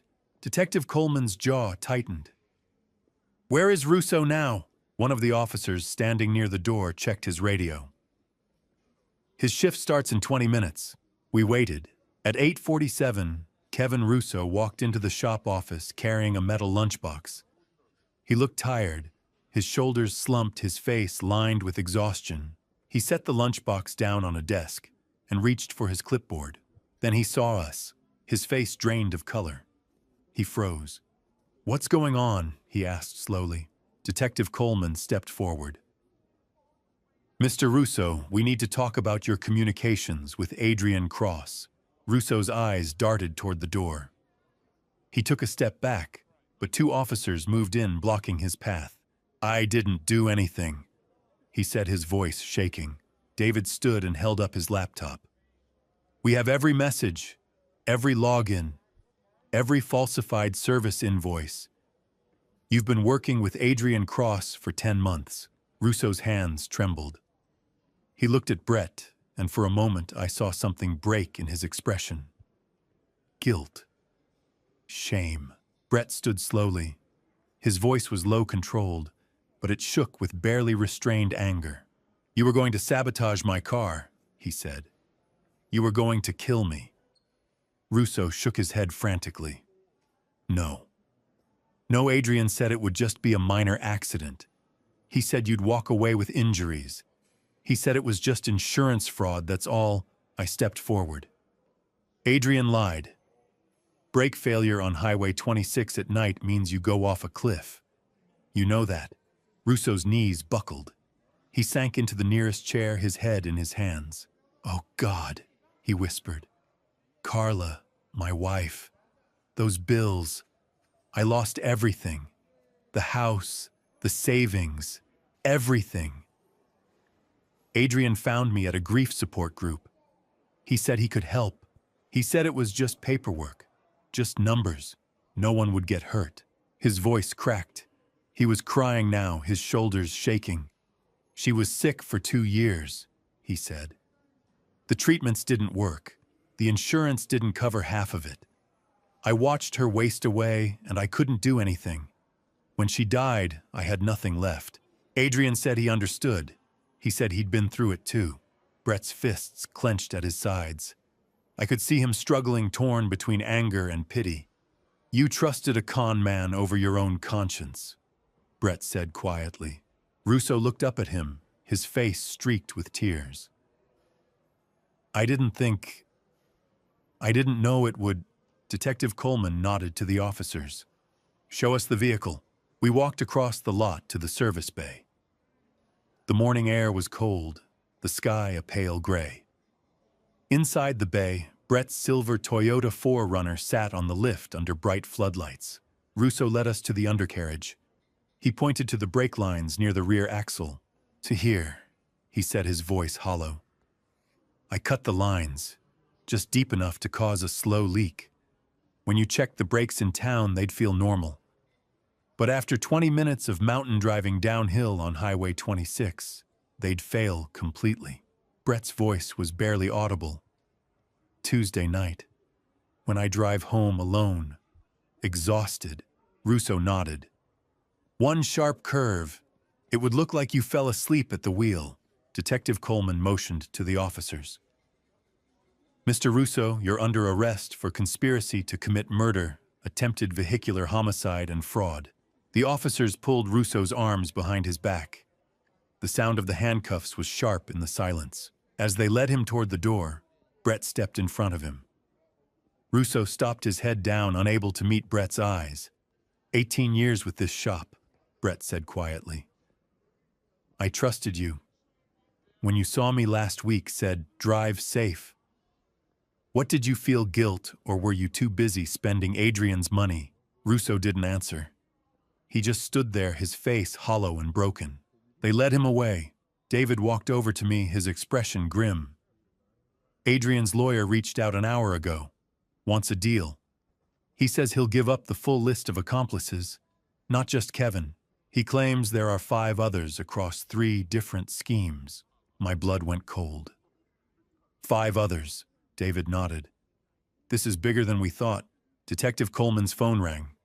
She answered, listened, and her face went rigid. What? She said sharply. When? She hung up and turned to me, her expression dark. Adrian Cross didn't make it to county jail. The transport vehicle was in an accident. The driver's fine, but Adrian escaped. The room went silent. My phone buzzed. I pulled it out. A message from an unknown number. You should have taken the deal, old man. Now things get worse. By 6:15 that evening, the house was surrounded. Officer Barnes stood on the front porch, his hand resting on his radio. 2 more officers were stationed at the back and side entrances. Their patrol cars sat in the driveway, lights off but engines idling. Inside, Brett and I sat in the living room. The curtains were drawn. The lights were dim. Neither of us had spoken much since we'd left the auto shop. Brett broke the silence first. I can't believe Kevin. 18 years. I looked at him. His face was drawn, exhausted. Adrian finds vulnerable people, widowers like Kevin, like Harold, like me 8 years ago. Brett's jaw tightened. He almost succeeded. I nodded. Almost. At 7:30, the lights flickered. Brett looked up. Power surge. I frowned. It's not storming. Officer Barnes's voice crackled through the radio on the table. Movement. East perimeter. I stood moving toward the window. Brett followed. Through the gap in the curtains, I saw a figure approaching from the tree line.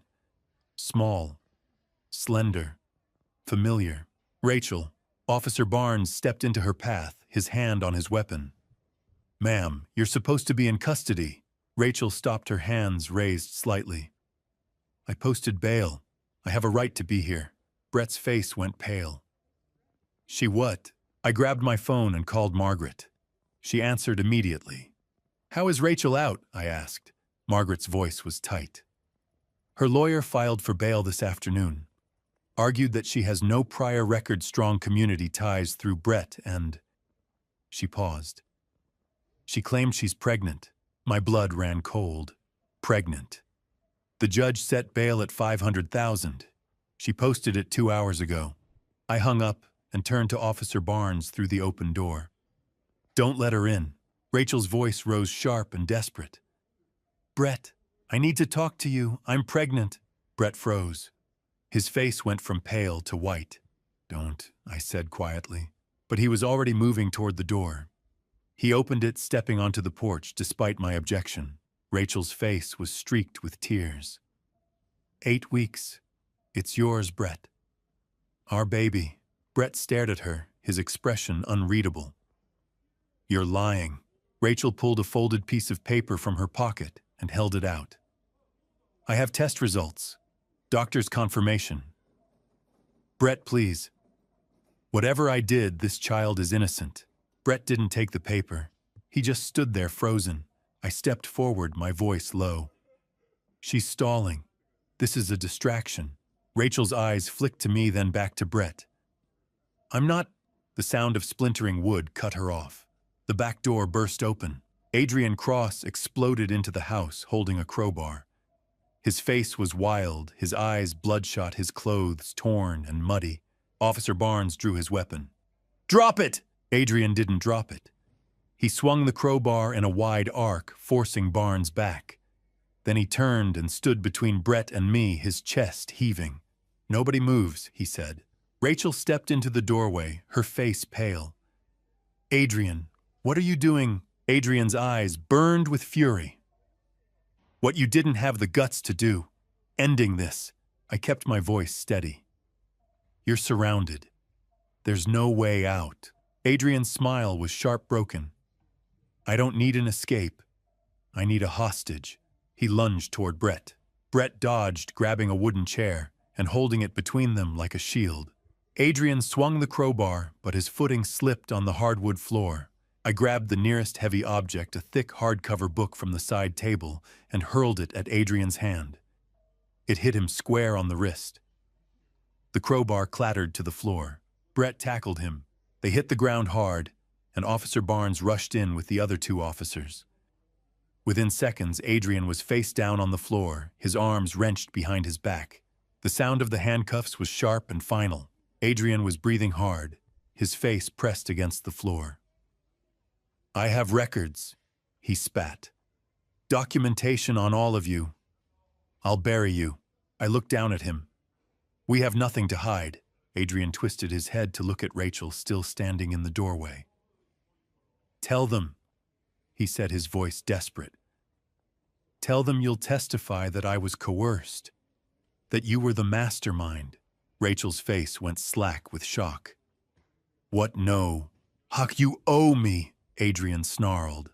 "I gave you everything. I taught you everything. You were nothing before me." Rachel stared at him, and for the first time I saw something shift in her expression. Realization. He had never cared about her. She had been a tool, just like everyone else. She looked away. The officers lifted Adrian to his feet. This time they weren't taking any chances. A reinforced transport vehicle was already pulling into the driveway. As they led him past me, Adrian spat one final threat. "Your son isn't safe. I have people. You don't know who they are. They'll finish what I started." Brett stepped forward, his voice cold. "Try it." Adrian's smile was vicious. "What's a baby worth to you, Brett?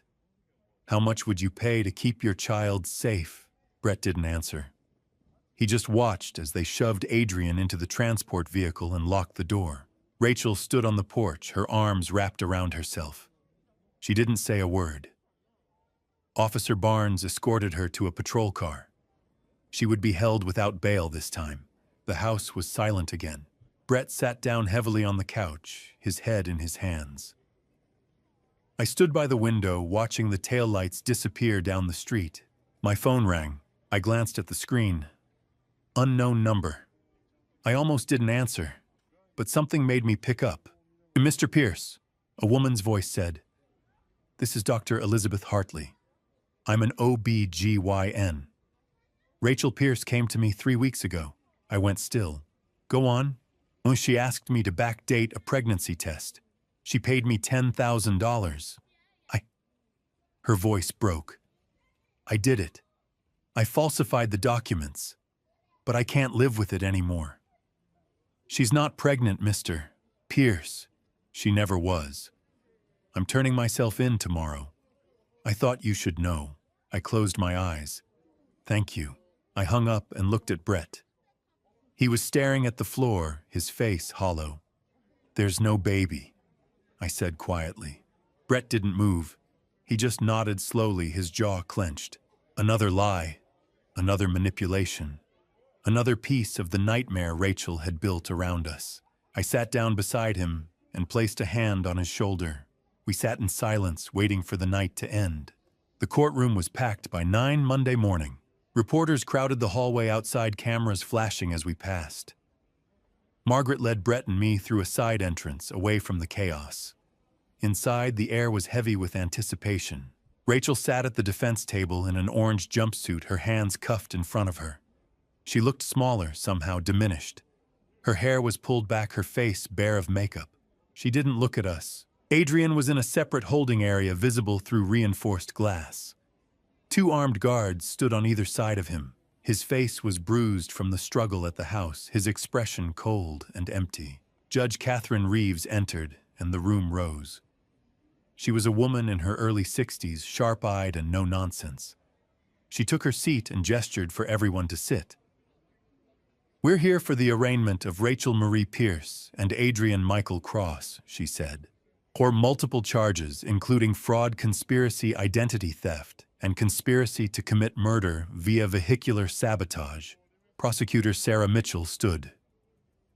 "Your Honor, the prosecution requests remand without bail for both defendants. Mr. Cross escaped custody during transport. Mrs. Pierce used falsified medical documents to obtain bail. Both pose significant flight risks." Rachel's public defender stood a young man in an ill-fitting suit. "Your Honor, Ms. Pierce has no prior criminal record. She has strong community ties through her husband." Brett's voice cut through the courtroom from the gallery. "Ex-husband." The lawyer hesitated, then continued. "She is also pregnant. Detention poses medical risks." Prosecutor Mitchell stood sharply. "Objection, Your Honor. The defense has provided no verified medical evidence. We believe the documentation was falsified." Judge Reeves frowned. "Does the prosecution have evidence of this?" "We do, Your Honor. We'd like to call Dr. Elizabeth Hartley." A woman in her 50s stepped forward from the gallery. She was sworn in her hand, trembling as she raised it. "Dr. Hartley." Prosecutor Mitchell said, "Did Rachel Pierce come to you 3 weeks ago?" "Yes," Dr. Hartley said quietly. "And what did she ask you to do?" Dr. Hartley's voice shook. "She asked me to create backdated pregnancy test results. She gave me $10,000 in cash. I never performed any actual pregnancy test on her. She is not pregnant. I fabricated documents stating she was 8 weeks pregnant. I have since destroyed those documents, and am turning myself in for fraud." The courtroom erupted. Rachel shot to her feet, her face twisted with fury. "She's lying. I am pregnant, Brett, you know." Judge Reeves banged her gavel. "Ms. Pierce, sit down, or you will be removed from this courtroom." Rachel sank back into her chair, her chest heaving. Judge Reeves turned to Dr. Hartley. "Thank you for your testimony, Doctor. This court orders an immediate medical examination by a court-appointed physician. Results will be sealed until verified." She turned to the prosecutor. "Continue." Prosecutor Mitchell nodded. "The prosecution calls Harold Whitmore." Harold walked slowly to the stand. He looked frail, his hands trembling as he gripped the rail, but his eyes were steady. "Mr. Whitmore." Prosecutor Mitchell said gently, "Do you see the woman who defrauded you in this courtroom?" Harold pointed at Rachel. "That's her. Can you tell the court how you met her?" Harold's voice was quiet, but clear. "She came to a grief support group in Tampa. My wife Margaret had just passed. Rachel told me she'd lost her mother to cancer. She cried with me. She looked so kind. She said she was a financial advisor. She could help me invest Margaret's life insurance. Honor her memory through smart investments." His voice broke. "I trusted her. She took $800,000. Everything Margaret and I saved over 40 years. I had to sell our house. I'm in assisted living now. It's all gone." He looked directly at Rachel. "You held my hand. You told me you understood, but you didn't. You stole my wife's memory." Rachel looked away. Prosecutor Mitchell called Nina Henley next. Nina walked to the stand slowly, her eyes fixed on the floor. She didn't look at Rachel. "Ms. Henley," the prosecutor said, "did you impersonate your sister at the Pierce home for 2 weeks?" Nina nodded. "Yes. Rachel asked me to. I didn't know about the plan to kill Brett. Not at first. I found out during the confrontation. They were planning to sabotage his car, cut the brake lines, make it look like an accident on the mountain road. Are you willing to testify against your sister?" Nina's voice was barely a whisper. "Yes. What she did to Harold, to Camden, to Brett. It's unforgivable." Rachel stood again, her face red with rage. "You're dead to me." Nina finally looked at her. I've been dead to you for years. I just didn't know it. Judge Reeves banged her gavel again. Ms. Pierce, one more outburst, and you will be removed. Rachel sat her jaw clenched. Judge Reeves turned to face both defendants. Her voice was cold and final. I have presided over fraud cases for 18 years. This is one of the most cruel and calculated conspiracies I have ever encountered. Miss Pierce, you weaponized grief. You targeted widowers, vulnerable people, including your own father-in-law. She turned to Adrian. Mr. Cross, you orchestrated a conspiracy that targeted Brett Pierce for murder. You recruited Kevin Russo, exploited his grief and debt, and planned vehicular homicide disguised as an accident. She looked at both of them. Bail is denied. Both defendants are remanded without bail pending trial. Mr. Cross will be held at a federal facility under maximum security due to his escape behavior. Adrian sneered from behind the glass. Doesn't matter. My people are still out there. Judge Reeves's expression didn't change. Then I suggest you cooperate with investigators. Every day you refuse, your sentence gets longer. The guards led Rachel and Adrian away. Rachel didn't look back. Adrian's eyes stayed locked on Brett until the door closed. The courtroom began to empty. Brett exhaled slowly. It's really over. I shook my head. The arrests are. But the trial sentencing, that's months away. Margaret nodded. The medical exam will confirm Rachel's not pregnant by this afternoon. Harold approached Brett slowly. Young man, I'm sorry you had to go through this. Brett extended his hand. I'm sorry for what they did to you. They shook hands. Two victims connected by the same nightmare. Margaret pulled me aside as we left the courtroom. The prosecution wants to talk about restitution. They've traced some of the funds. About 40% is recoverable. But there's a complication. I frowned. What complication? And it's mixed with money from other victims. They've identified 3 other families, all elderly widowers. In total, Adrian and Rachel stole approximately $3 million over 4 years. I felt sick. $3 million. Margaret nodded grimly. The FBI wants you to testify at the federal trial. Your investigation is the blueprint for their conviction.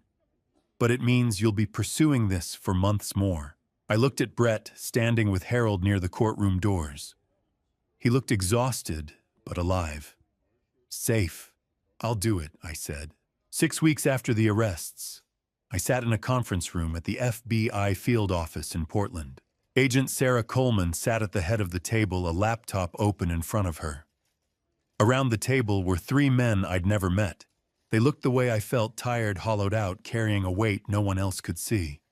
Gentlemen, Agent Coleman said, thank you for coming. I know this isn't easy, but understanding the full scope of what Adrian Cross and Rachel Pierce did is critical to building the strongest case possible. She gestured to the man on her left. This is Thomas Brennan from Chicago. Thomas was 68, silver-haired, wearing a cardigan that looked too big for him. Robert Hayes from Phoenix. Robert was 71, thin and angular, his jaw tight with controlled anger. And Vincent Morales from San Diego. Vincent was 64, his eyes tired and distant. Agent Coleman looked at me.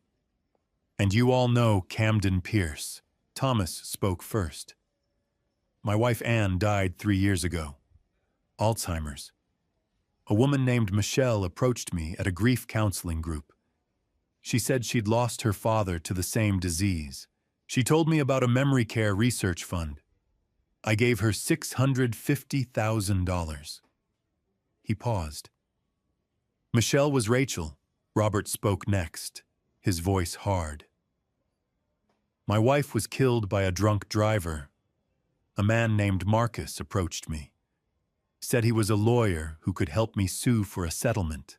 He got me $800,000, then he disappeared with it. Marcus was Adrian Cross. Vincent's voice was quieter. My wife left me after 30 years. A paralegal named Sophie offered to help me protect my assets during the divorce. She gave Adrian access to everything. He took $420,000. Sophie was Rachel. Agent Coleman turned her laptop around. On the screen was a spreadsheet. The header read, Prospects. Columns name, age, net worth, vulnerability factors, completion date, status. I scanned the rows. Harold Whitmore, Thomas Brennan, Robert Hayes, Vincent Morales. Then I saw my own name, Camden Pierce.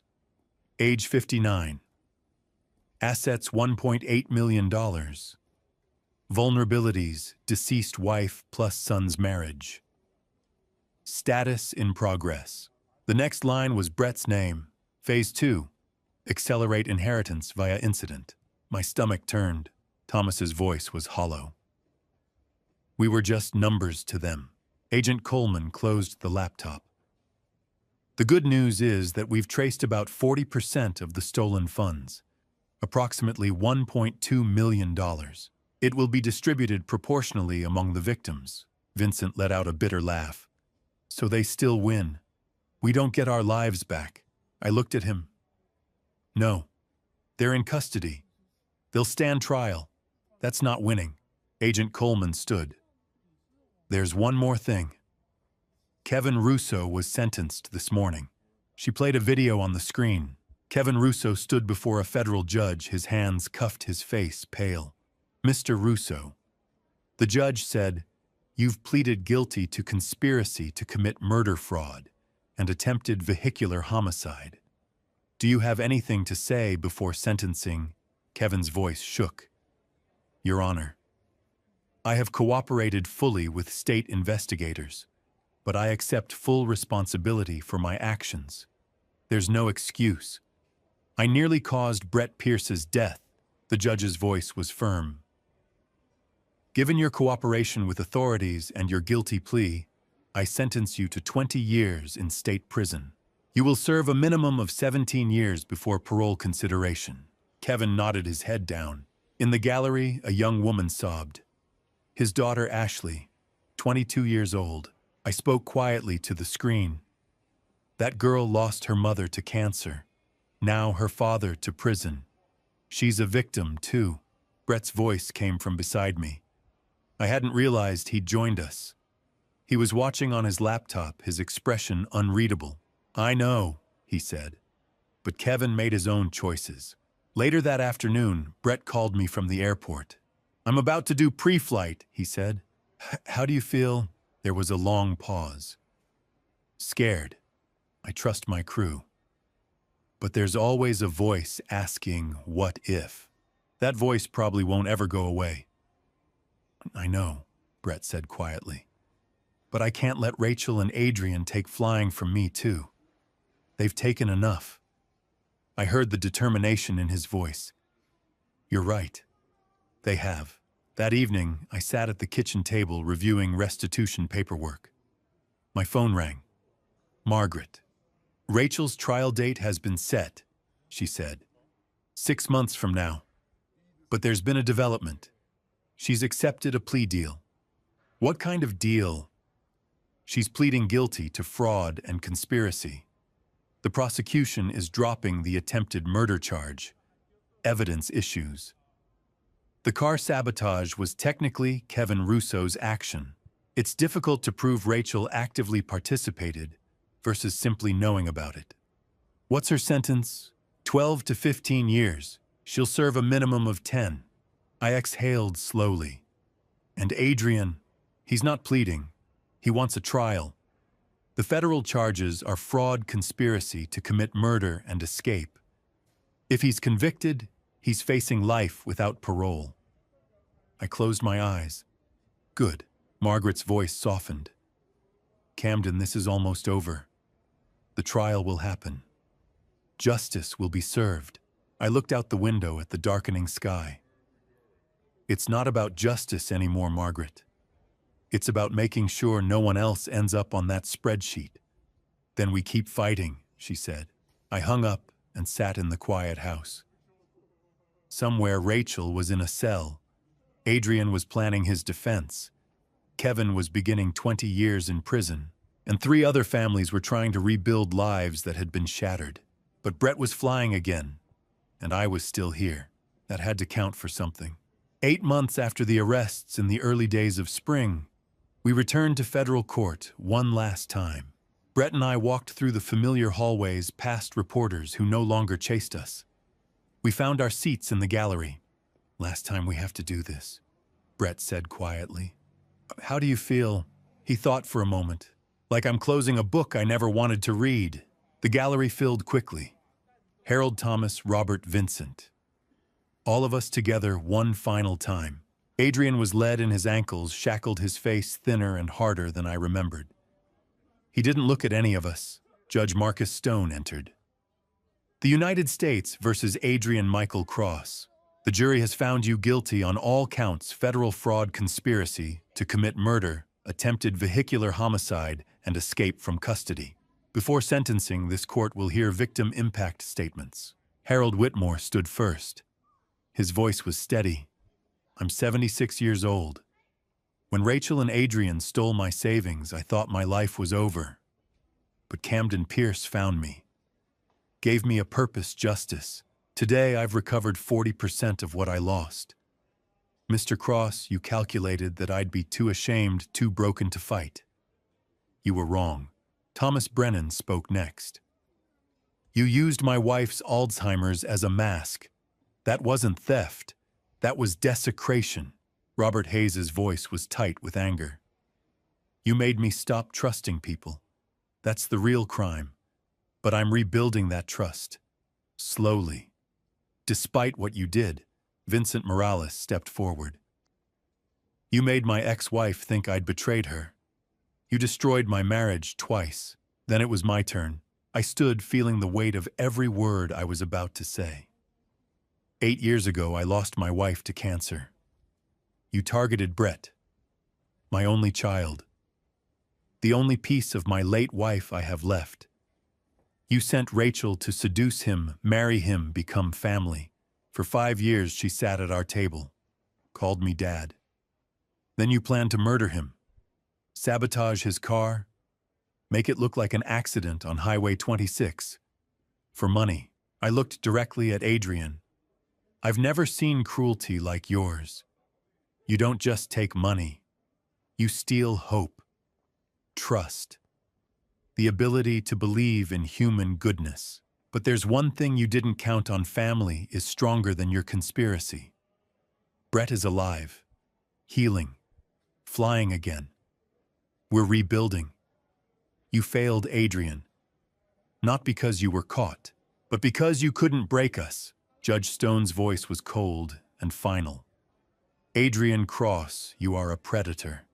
You targeted the vulnerable widowers, the grieving, the lonely. You weaponized their pain. For federal fraud, 20 years. For conspiracy to commit murder, 25 years. For attempted vehicular homicide, 30 years. For escape, 5 years. Sentences to run consecutively. Total 80 years. Given your age, this effectively constitutes life without possibility of parole." Adrian's face finally changed. Reality had arrived. As the marshals led him away, he hissed, "You haven't won." Brett's voice was quiet, but firm. "We have." Outside the courthouse, beneath blooming cherry trees, our small circle gathered. Thomas asked, "What do we do now?" I looked at each of them. "We live. We trust again, carefully. We honor those we've lost by not letting this define us." A month later, Nina came to visit. Her hands trembled as she spoke. "I know I don't deserve forgiveness. I helped her. I lied to both of you." Brett's voice was measured. "You also told the truth when it mattered most. You helped convict them." Rachel's sentencing happened separately. We watched via video. She stood in her orange jumpsuit, makeup-free, looking older. The judge's voice was firm. "Rachel Pierce, through your plea agreement, you've been shown leniency. But 12 years in federal prison is not a light sentence. You will serve every day." 6 months later, 15 months total since discovery, I visited Brett's new apartment. He'd moved out of the house Rachel had lived in. "I'm taking a management position," he said while cooking dinner. Training new pilots. He hesitated. I've been seeing someone. Claire. She's a nurse. We met at a coffee shop. Tell me about her. Oh, she's kind, genuine. Nothing serious yet. For now, I'm just enjoying something uncomplicated. He looked at me. Dad, thank you. For seeing what I couldn't. For protecting me. That's what fathers do, always. At home, I spoke to Eleanor's photo. We made it through L. Brett's okay. I'm okay. Not easy, but we survived. My phone buzzed. Harold, thank you again, my friend. Tomorrow, I visit Margaret's grave with fresh flowers. Another message from Thomas. Victim support group meeting next week. Hope you'll join. I typed, I'll be there. Standing at the window, I thought about cycles and seasons. Rachel and Adrian took so much. Time, money, trust. But they didn't take everything. They didn't take our resilience, our ability to rebuild, our capacity to hope.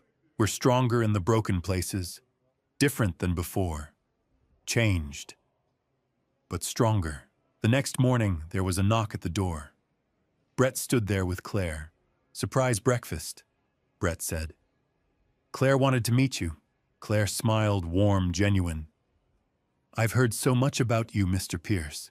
I watched her for a moment, old instincts rising. Then I chose to let them go. Please call me Camden. Come in. I'll make more coffee. They stepped inside. Laughter, conversation, normalcy. The door closed behind them. Life continuing. Not perfect, not unmarked, but real. And that was enough. To everyone who's journeyed with me from that first impossible phone call to this moment of healing. Here's what nearly losing my son taught me about protection and survival. This family story became my awakening. God placed me exactly where I needed to be, widowed, experienced in fraud investigation, and desperate enough to see what others missed. He didn't spare me from pain, but he equipped me to fight through it.